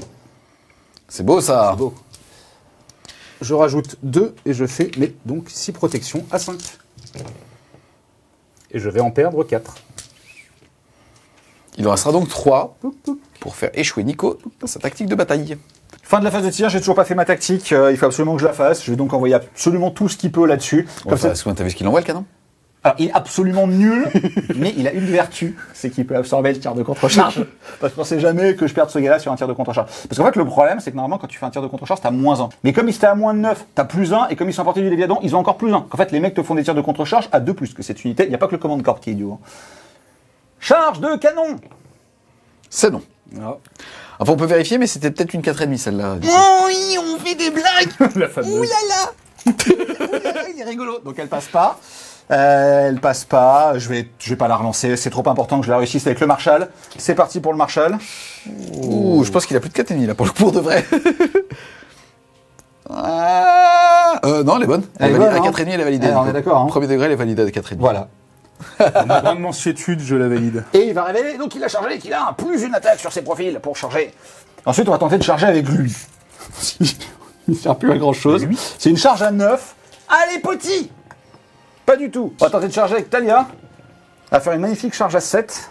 Je vais utiliser un point de commandement pour tenter de relancer la charge, pour aller un peu taquiner soit le Léviadon, soit sur un magnifique 12, mais ça c'est déjà vu, surtout quand je les annonce. Aller embêter la backline là, qui me fait un peu braire avec tous ces bonus infernaux là. 8. C'était pile poil une charge à 8, puisqu'en réalité, genre, il a 8,4 pouces. Ouais, je vais faire un petit déchaîner des enfers parce que je suis juste à 6 de son petit héros et si j'arrive à le tuer, ça lui empêchera de marquer sa tactique. Ce qui serait Yes. quand même pas mal. Donc 8 tirs en 4+, à cause du moins 1. Fait 4 touches, qui blesse à 3. 3 touches. Ça va 3 qui passe à 4. Allez, bonhomme. J'aurai 2. Il a combien de PV? 6. Et ce n'est pas consacré. Et bah non, C'est pas consacré de base. Oh, j'ai chou sur la dernière marche. tristesse. J'ai chou sur la dernière. Il va lui rester un point de vie. Mais je tape ou en pas. premier. Ah non, il est mort. Il a 5 PV en fait. Ah, il a 5 PV, bon, bah, écoute, joli. Coup de jarnac. Et les amis, ça me permet aussi de refaire un petit point en plein milieu de la vidéo, puisque cette armée, vous l'aviez pas encore vue, et elle a été peinte par le studio de Wargame Spirit. Qu'est-ce que tu penses de la peinture? La peinture est très bien. Après, je pense surtout que je suis un as parce que j'aurais dû charger avec Talia d'abord pour empêcher l'Overwatch. Donc Mais, le modélisme, on s'en bat les steaks. mais non, C'est mais clair. Il vient de blague me à rater. part, Tu viens de me faire une OP. Tu viens de me faire rater une OP, là. je viens de me foirer ma gamme aussi, donc je suis très triste. Non, l'armée est hyper agréable à peindre. L'armée est hyper agréable à jouer. Merci pour la partie. Je viens de perdre 2 points. Peut-être la gamme là-dessus, donc je suis très malheureux parce que je suis en jambon. Non, franchement, c'est... Et encore, vous avez pas tout vu. Vous avez pas vu les nains, vous avez pas vu les elfes noirs. On a aussi plein d'autres choses. Il y a un Hurricanum qui est magnifique. Il y a la Pontifex Zandrasta qu'on vous montrera dans une prochaine vidéo. Teasing. Il y a des magnifiques conversions de Battle Mage. Il y a encore... Ah ouais, le Battle Mage, il est dingue. Il y a un vrai Battle Mage qui arrivera un Plus jour. sérieusement, ça fait partie des trucs. Je m'excuse en fait d'avoir montré cette figurine. En fait, faut comprendre que Game Workshop est tout simplement en PLS au niveau de certaines références, que ça fait quelque chose comme 2 mois qu'on a commandé justement toute la partie Elfe Noir et notamment des vieilles références comme les mages de bataille et que comme Wargame Spirit n'a pas pu les recevoir, ils n'ont pas pu les peindre et donc on est obligé de jouer avec un proxy. Et un jour, on verra des gyrocoptères, des chariots, enfin plein de choses géniales. Et peut-être que je gagnerai les games. Parce que là, pour l'instant, c'est mal embarqué. Au niveau des actions monstrueuses, je vais utiliser l'aptitude spéciale de Talia, qui a une manticore, et pas un griffon. Et il n'y a que elle qui a le droit de faire ça avec la queue de scorpion. Ça met un venin qui fait frapper les monstres en dernier sur du 3+. Pourquoi je fais ça alors que j'ai qu'une seule unité activée? Parce que comme c'est une temps 3 idonette, il tape d'abord. Donc en fait, le frappe toujours en premier et le frappe toujours en dernier s'annule. On revient sur un séquencement normal. Et comme je suis le joueur opérant, c'est mon tour. 3+. Réussite, il tapera donc en dernier. Et moi de mon côté, je vais faire la même chose, je vais essayer de le rugir dessus. Ça marche. Par contre, il a cassé ma figue, et là tu lui dis rien, parce qu'elle a été peinte par Wargame Spirit, et puis elle a pas de cheveux. Donc je me sens très proche d'elle, si tu veux, quelque part. Regarde. C'était lui? Mais oui, il consacre la terre. C'est parti, je vais te taper dessus. Ouais, je vais mettre un petit défense en règle. Ok, donc je lui ferai absolument rien. 7 attaques grâce à l'injonction +1. Qui touchait sur du 3, qui blessait sur du 3, c'est -1. Donc du coup, ça reste à 2. 3 sauvegardes à 2+. C'est tanké. 4 attaques de la manticore qui touche sur du 3. Allez ma petite, qui blesse sur du 3, bouffe-le. 2 sauvegardes à 3+. C'est tanké. 3 attaques de la queue de manticore qui va toucher sur du 4. Qui va blesser sur du 2+. Je vais commencer directement avec le Léviadon. On va faire les grosses attaques. Donc il y a 2 attaques de mâchoire. Si c'est des 6 à la touche, c'est 3 BM. Et sur un monstre, c'est 6 BM cash directement. Donc, je suis pas un monstre. Par ça. Ah, t'es pas un monstre? Bah non, je suis la lionne de la ride. La et le lion, c'est pas un monstre. T'es pas un monstre, mais tu me fais quand même des actions monstrueuses. Vas-y, tape-moi. C'est parti. Allez. Ah, tu vas pas faire de 6. On veut voir 2 petits FWS. Allez. Voilà. Aucun. Ça touche, ça blesse à 2 avec le TAN. T'en as 2. Reine -2, dégâts 3. Sauvegarde à 4 qui passe à 6. Protection à 6 native de notre bonne amie Talia.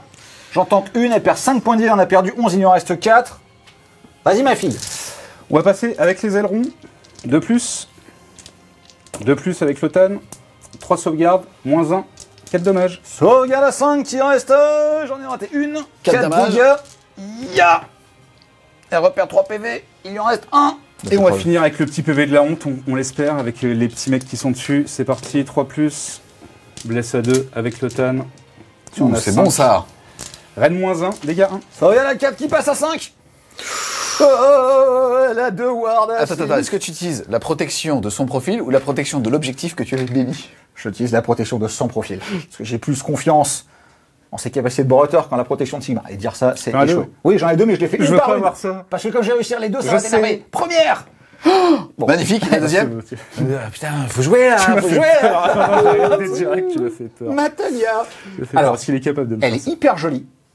Profitez-en bien, vous ne la reverrez sans doute pas. Mais elle est très très belle. Fin de ton tour, faut savoir que Seb a utilisé son dernier PC pour Immune Bravery, justement, ces petites râles ici de tir qui fait que tu es définitivement privé de cette tactique de bataille. Ça, à noter que ça aurait quand même fonctionné. Parce qu'une unité qui fuit est considérée comme une unité détruite, donc ça aurait marché en termes de warning. En tout cas, ici, tu contrôles l'objectif central. Oui. Et celui-ci, tu vas donc marquer 1 point pour un objectif, 1 point pour un deuxième objectif. Il n'y a que 3 objectifs, donc tu as automatiquement plus que ton adversaire. Tu vas donc mettre 3 points de primaire, 0 de secondaire et passer ton score de 10 à 13.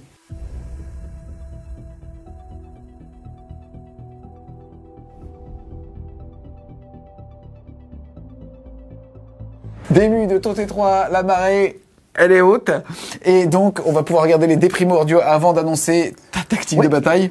Et non. Un 1, donc c'est 0 Alors, pour le l'instant. générique, oui, et le mien du bataillon, toujours pas. Quelle tactique tu vas faire? Je vais prendre Assassin de la marée haute, il faut que je tue 2 unités adverses. J'ai pas précisé les cibles qui les tuent.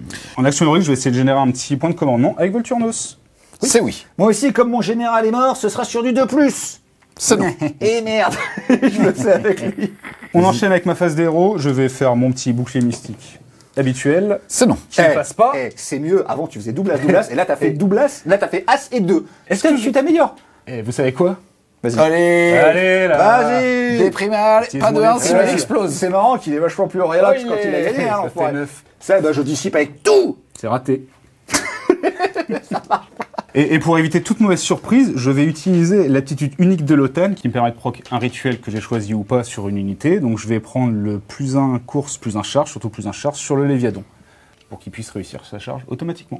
Fin de la phase de mouvement, il s'est quasi rien passé puisque pour le coup, tu n'as pas bougé, donc Pride n'a pas pu faire de redéploiement parce qu'il n'y a pas eu de mouvement qui se terminait dans un rayon de 9, si ce n'est avec le petit canon puisque les Morsards, eux, ont bougé. Oui, on va passer à la phase de tir. Le Léviadon, on va tout mettre dans les petits bonhommes devant.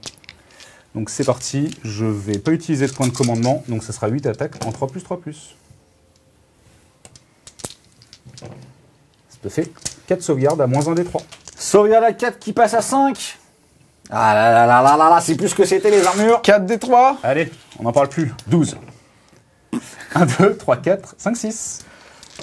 Petite terre consacrée. Bon, peut-être qu'elle l'est plus consacrée depuis le temps. Ça fera 6 morts. 1, 2, 3, 4. 5 et 6. Poup. On continue avec la phase de tir. Mon petit pack de 3 rivers va tirer là-dessus. Donc ça fait 2 tirs parce que je suis... parce qu'ils ont 2 tirs de base et je suis à 9, donc je toucherai sur 2+.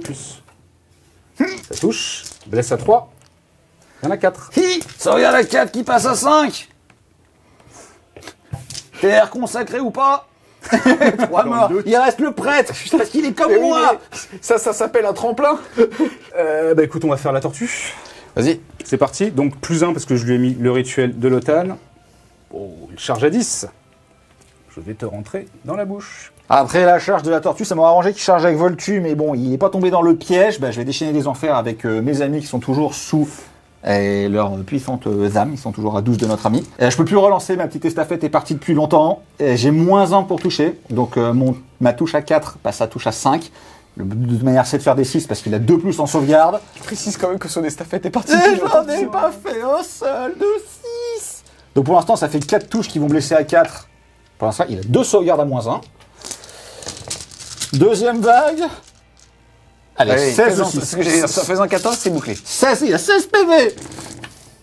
Bah, il prendra 3 BM et il aura 4 sauvegardes supplémentaires à faire. Donc il a perdu 3 points de vie sur les BM et il a 6 sauvegardes à faire. C'est parti. 6 sauvegardes à 2. On y croit, pas de PV de la honte. Et non. On continue avec les charges. Je vais faire la charge avec les Morsards. Ouh, Belle 9. charge à 9. Donc à la fin de la phase de charge, je vais libérer mes décharges biovoltaïques avec mes Morsards. Donc je lance 3 dés. Sur un 6, c'est des 3 BM. Sur un 4+, c'est une BM. Je vais tout mettre dans le petit monsieur avec son chaudron en feu. Ah, je ne vois pas. C'est un 5. C'est un 5, donc tu prendras une BM. On va continuer avec les charges. Les rivers. Ouah, mais il y a tout qui rentre, c'est pas possible. Je confirme, hein, Nico. En fait, j'ai voulu faire une blague méchante sur sa maman, mais comme c'est la mienne, c'est pas permis. Volturnos qui va continuer. Ouah, mais c'est vraiment, j'ai l'impression de jouer contre Pride et qui me monte toutes ses charges. Mais Pride, c'est moi. Top.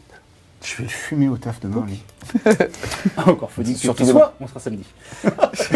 Je vais tenter une charge aussi avec l'OTAN parce qu'il est... Ouah, mais non, je t'ai plus. Ouc. Touche d'impact de Volturnos, je vais le faire sur le dernier petit mec de son unité. 2+, sur 2+, c'est trois. parti, bah il est forcément... C'est poup. Action monstrueuse de ma tortue, je vais faire son piétinement spécial. Donc quand c'est du 1 PV, c'est D6 au lieu de D3. Sur 2+, c'est la première fois que je le fais. 5. Il est surmortel, mon ami. Donc ça fait 5 morts. Est-ce que je retire le champion? Il a range de 1 sur l'Astrasolus, lui. Oui, donc je retire pas le champion. Oui. Et bah ça fera poup, poup, poup, poup, poup. Début de phase de combat, je vais activer le Léviadon. Je vais, de toute façon, il ne reste plus que ça. Je vais tout mettre dedans. On va commencer par les attaques de... Je vais rien faire parce que j'ai plus de points de commandement. Oui. T'as plus de commandant non plus. J'ai plus de commandant non plus. Mais il y avait le champion. Et maintenant, je suis tout seul. Je mets tout là-dedans. Donc on va commencer par les mâchoires. Donc 2+. C'était la ref obscure, celle-là, celui qui l'a, bravo. Blesse à 2 avec l'OTAN.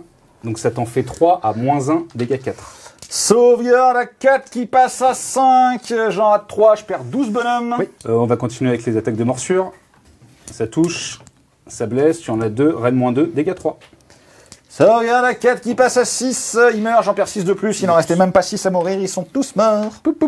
On va enchaîner avec les morsards, donc je vais séparer. Les deux vont taper sur le héros et le sergent tapera sur le canon. Yes, on précise que c'est le tour 3 Idonette, la marée est donc haute, et donc il a frappe en premier avec toutes les unités, et c'est pour ça que là, il n'y a pas d'alternance. Oui, c'est ça. Donc c'est parti. Les mecs qui sont dessus, donc ça sera du 3+, enfin, du 2+, avec le rat de Volturnos. Ça touche, ça blesse du coup à 2. Il est mort 3 fois. Je vais enchaîner avec le sergent qui a 3 attaques, donc ça sera sur du 2+, 2 touches, blesse à 2, t'en auras une, -2, dégâts 2. Sauvegarde du petit canon. Il la rate, il perd donc 2 points de vie. Il en a 8, il lui en reste 6. On va enchaîner avec la murène, donc elle ne bénéficie pas du +1, donc ça sera du 3+, de 2+, 2 sauvegardes, -1, dégâts de 3. Sauvegarde à 4 qui passe à 5. Et bim, canon. Bah, il va pas mourir le canon. C'est parti, donc ça fait 4 attaques en tout sur du 3+, 3 touches, 2 blés, pas de reine. Sauvegarde à 4 qui reste à 4. Non, tu veux pas mourir toi, s'il te plaît. Ça m'arrangerait. Il mourra pas. À toi d'activer. Attention, le canon va taper dans... Alors, le canon va pas taper dans les rivers. Parce que le but, c'est que le canon meure. Potentiellement pour un prochain tour, il va taper là-dedans. 2 attaques à 4, qui blesse à 5. Attention, il est très fort le canon. Une sauvegarde, pas de reine dégâts. Pas de reine dégâts, c'est parfait. Reine de 3. Raté. Il y a une murène à qui il va rester 3 points de vie. C'est parti les amis, fin de ton tour 3. Au niveau des objectifs primaires, tu contrôles celui-là, tu mets 1 point, tu contrôles celui-là, tu mets un deuxième point, tu en as donc plus que Nico parce qu'il y en a 3 sur la table, tu mets donc 3 points d'objectifs primaires. Ta tactique, on le rappelle, c'était avec la marée montante de détruire au moins 2 unités. Là, tu en as pété 3 puisque tu as pété l'infanterie à pied, les arquebusiers et le sorcier. Donc tu vas faire un tour à 5, ton score va donc passer de 6 à 11 et le score de la partie à l'issue du round de 3 sera donc de 13 pour les City of Sigmar à 11 pour les Idounettes.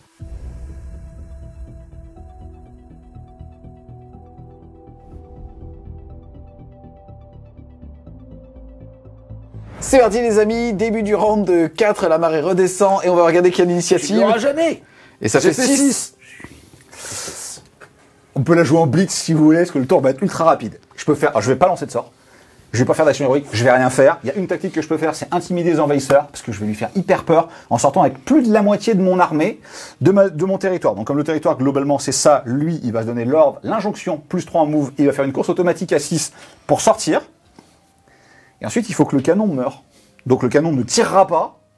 Et ben, j'espère qu'il se fera tuer au corps à corps. On rappelle qu'à Age of Sigmar, on est obligé de taper à partir du moment où on est à portée de range d'une arme. Donc là, il va devoir taper avec les 3 rivers et surtout les 3 murènes. Et c'est ce qu'on va regarder tout de suite pour voir si tu arrives à marquer 1 point pour un objectif et 2 points pour ta tactique. Donc un tour à 3. C'est à moi, je suis obligé d'activer l'unité. Le canon va taper sur les morsards, parce que comme il a que 2 attaques, il peut pas enlever 3 points de vie. Donc je ne peux de toute manière, il a rien fait. Je vais faire un peel-in pour sortir de ma zone de Volturnos pour pas avoir mon +1, parce que le but c'est pas de le tuer, donc on va se mettre toutes les chances de son côté. Je sors aussi de mon +1 blessure. Yes. Donc c'est parti.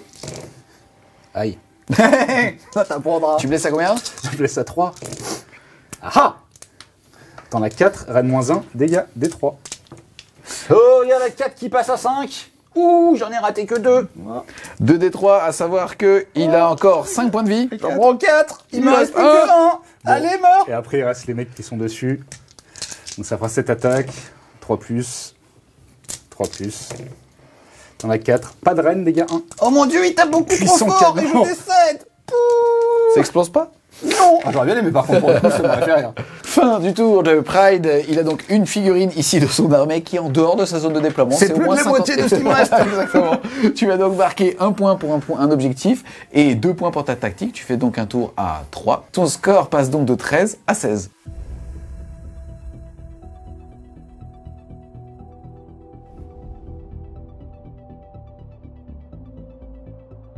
C'est parti, début de ton tour 4. Quoi qu'il arrive au début du round 4, la marée était descendante, tu pouvais donc désengager et quand même charger.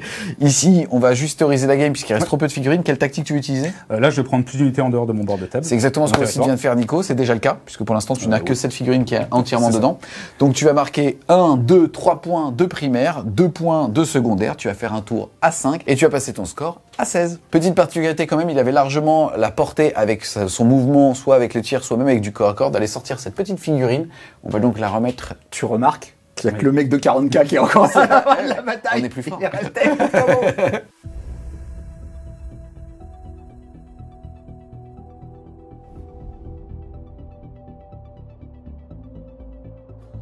C'est parti les amis, début du round 5, tu n'as plus d'armée, c'est donc on va dire une initiative qui va pas te servir à grand chose. Donc toi on va regarder si tu vas réussir à faire... Je voulais la gagner quand même par principe, par principe. Même pas. Je te la laisse. Fin de ton tour, à toi. Alors donc qu'est-ce que tu voulais faire comme tactique pour marquer potentiellement de nouveau 5 sur ce dernier tour? Et bah la seule qui me reste, c'est Magical Dominance. Donc, Le fait de réussir à lancer un sort. Ok, juste vous allez regarder vos déprimo pour savoir s'il en a un au cas où il ferait vraiment de la merde. C'est pour ça que ça aurait été vachement mieux qu'il me la laisse pour potentiellement en générer un de plus. Non, et pour finir, je vais lancer mon bouclier mystique, ça sera sur du 5. Allez, Maclan! Ça passe. Ça fait donc 5 points de victoire.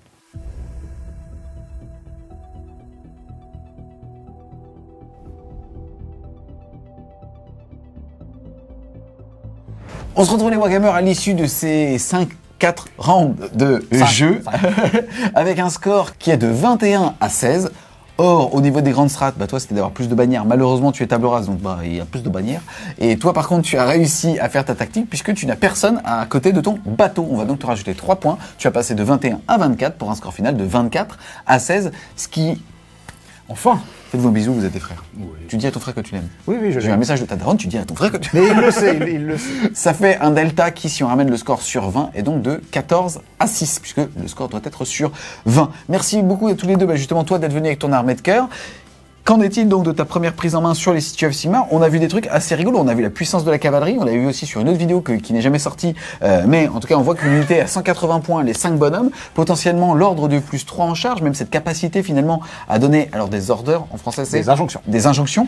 Putain, c'est un mécanisme qui est ultra frais, par contre c'est vrai que c'est une armée qui va te faire des nœuds au cerveau, mais qui est ultra gratifiante à jouer par cet aspect-là. Ouais, je pense. Alors après, j'ai pas été très bon. Alors, au niveau de la macro... C'est meilleur sur la vidéo qui sortira pas. Voilà. Au niveau de la macro, fallait peut-être pas envoyer la cavalerie au début, mais j'ai pas pu me retenir.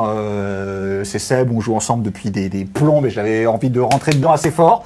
Donc j'ai envoyé la cavalerie parce que le match-up est pas bon. Après, je peux pas lui en vouloir d'avoir fait un counter match-up. Il ne joue que Idonette.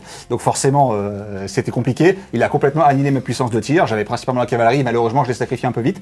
Là où t'as raison, c'est que les injonctions, je pense qu'il y a beaucoup de choses à faire. J'ai jamais réussi à mettre en place des contre-charges. J'ai jamais réussi à mettre en place des espèces de tirs de contre-charge. De toute manière, il a pas tiré sur les unités à portée des héros.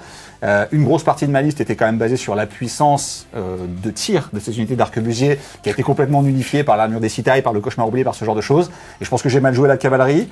Prise en main hyper agréable de l'armée, je pense que tu as raison. À mon sens, c'est... Alors, quand on ne tombe pas dans le spam débile de command corps ou d'arquebusier ou de tank à vapeur ou ce genre de choses, c'est quand même une armée qui est hyper gratifiante parce que tu as des vraies phases de héros avec les ordres, les injonctions. Il y a plein de règles qui s'améliorent, les heures de gloire qui donnent plus 3 à la charge. Enfin, ça te met des nœuds au cerveau. Voilà, après, effectivement, le match-up était quand même assez dur en termes d'attrition. Il y avait trop de bonus en face, trop de 2+ pour toucher, de 2+ pour blesser. Il arrivait très vite, je pouvais pas tirer sur ce que je voulais. Il y a peut-être quelque chose à faire avec la cavalerie, j'ai eu du mal.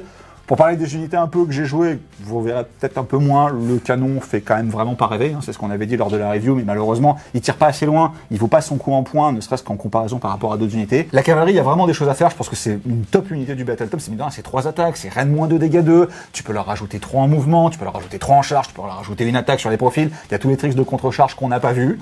Voilà, il y avait que des humains dans cette liste, ils se sont pris une belle fessée par des petits elfes en collant, la prochaine fois on verra plus de nains. Et toi de ton côté, bon là comme tu l'as dit, c'était un match-up entre guillemets un petit peu compliqué par rapport, on rappelle, au mécanisme de la règle d'armée des Idonettes qui est qu'au niveau avec des armes de projectiles, on ne peut tirer que sur l'unité visible la plus proche. En plus de ça, c'est vrai que tu avais des bons comptes qui étaient super intéressants à voir. Ton armée en plus, elle est magnifique et ça fait super plaisir de voir des grosses pièces comme une tortue et ainsi de suite.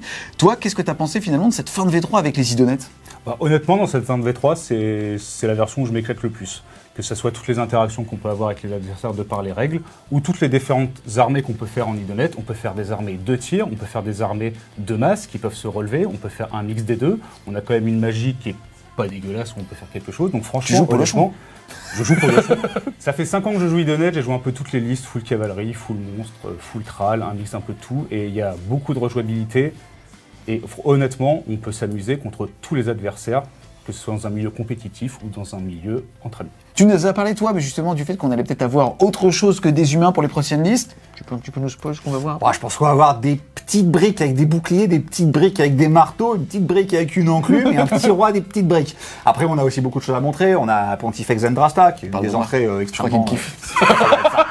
des entrées bien subtiles du Battletome. On a des Hurricanum aussi, on a des petits gyrocoptères. Enfin, on a pas mal de choses à voir aussi. Ça dépendra des adversaires pour essayer de trouver des match-ups qui sont équilibrés, notamment parce que les nains ont de très bons marteau en termes de perforation. Donc jouer pour du Nighthawk comme dans la game que vous ne verrez jamais, qui n'a pas existé. Je suis pas sûr qu'on refera forcément le match-up contre Nighthawk, mais dans tous les cas, on a aussi des elfes qui vont arriver. On va sortir des Charybdis, des chariots, des corsaires, des gardes noirs, des sorcières. Enfin, il y a vraiment beaucoup de choses.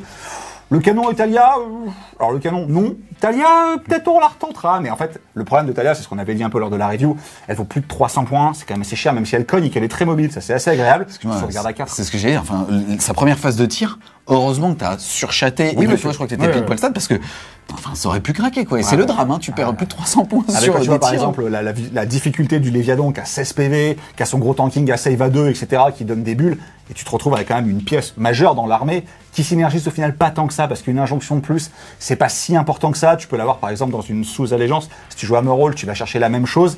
Heureusement que la pièce est mobile, mais je pense qu'en fait, un général sur Griffon, qui cogne limite mur et qui vaut 80 points de moins, sera plus efficace que Talia. Après, la pièce est quand même vraiment très très belle. On l'a sortie, je pense que la prochaine fois on sortira une petite vieille sur une chaise à porteur. La fille est très jolie aussi, par contre elle se justifiera beaucoup plus en jeu. Après, là, dans la partie en elle-même, elle t'a quand même bien aidé, Talia. Elle t'a permis d'aller récupérer des petits objectifs, de tuer mon requin. C'est peut-être la charge sur le Léviadon T3 que j'aurais pas tenté. Mais... Ouais, t'as raison. Bah, je pense qu'en fait, pousser dans les cordes, je me suis dit qu'il fallait tenter des choses. Et puis, non, mais le Léviadon, il avait trop de tanking, en fait, avec ses bonus de sauvegarde, ce genre de choses. J'étais coincé entre... En fait, c'est ça, les règles Idonette, c'est vachement fort quand t'as pas l'habitude de jouer contre ça, notamment la marée haute. Parce qu'en fait, j'y vais en me disant, je lui mets son frappe toujours en dernier avec mon dard. Pas besoin, en fait, je vais taper d'abord, donc je vais lui rugir dessus pour lui enlever son plus en sauvegarde. Ah, mais zut, il frappe toujours en premier, donc je suis obligé de tenter le dard. Effectivement, je pense que c'était pas une bonne chose de charger. J'aurais dû faire une charge pour aller menacer son décor à la fin. Honnêtement, je pense pas avoir joué, mais je suis encore fervent, chef, tu vois, j'ai glissé, chef. Mais Non, je on me le disait, disais, c'est une armée qui va être super, alors qui est forte en ce moment, mais qui va être aussi surtout gratifiante à jouer, parce que justement, le fait de devoir anticiper au début du round, et donc de devoir après, par rapport à cette anticipation, des injonctions, ça t'offre justement 2 tours où il faut que tu aies eu de la visibilité, de la présence d'esprit, de dire, attends, s'il me charge là et que je veux faire un counter charge, truc super dur à mettre en place, mais tellement stylé, que tu es tout le temps en ébullition, en tout cas au début du round, et ça donne une vraie saveur à cette armée. Après, on va pas se mentir que dans la collection qui nous a encore une fois été peinte par Wargame Spirit Studio, qu'on remercie, l'armée est vraiment top. Il y a 30 fusillés. Donc il y a un moment ou un autre où je vais jouer 30 fusillés. Ça, c'est une certitude. Je les garderai pour la fin, parce qu'en fait, je vais pas dire qu'on va monter crescendo les adversaires, ce serait manquer de respect à mon petit frère. Mais je vais me garder Titi en boss de fin pour la dernière. Et là, je vais sortir, je pense, une vraie liste de tournoi, command corps, tir, ce genre de choses. Peut-être avant le battle scroll, avant que ça se fasse nerfer à la truelle. On verra. Mais dans tous les cas, on va s'amuser à avoir toute la collection, tout ce que le Battle Tome peut offrir. On a quasiment toutes les entrées qui sont là, à part celles qui sont réellement introuvables, donc les vieilles figues de Battle. Alors on proxiera des mecs qui viennent de 40K et qui sont les derniers survivants de l'armée. En tout cas, on a encore beaucoup de belles choses à vous montrer. Yes, en tout cas, un grand merci à tous les deux d'être venus, justement, toi avec tes armées de cœur et toi pour affronter le reste du monde. Parce que c'est le début, justement, d'une série de 6 rapports de bataille. On espère, les amis, que vous avez aimé la vidéo. C'est le cas, n'hésitez pas à mettre un gros pouce bleu dessus, à la commenter, à la partager. Si vous voulez supporter French Wargame Studio, n'hésitez pas à aller faire un tour sur son Tipeee. Les amis, on a besoin de vous pour exister, soit avec vos commentaires, vos pouces, potentiellement des dons et surtout votre bonne humeur. Donc on vous dit à plus, les Wargamers.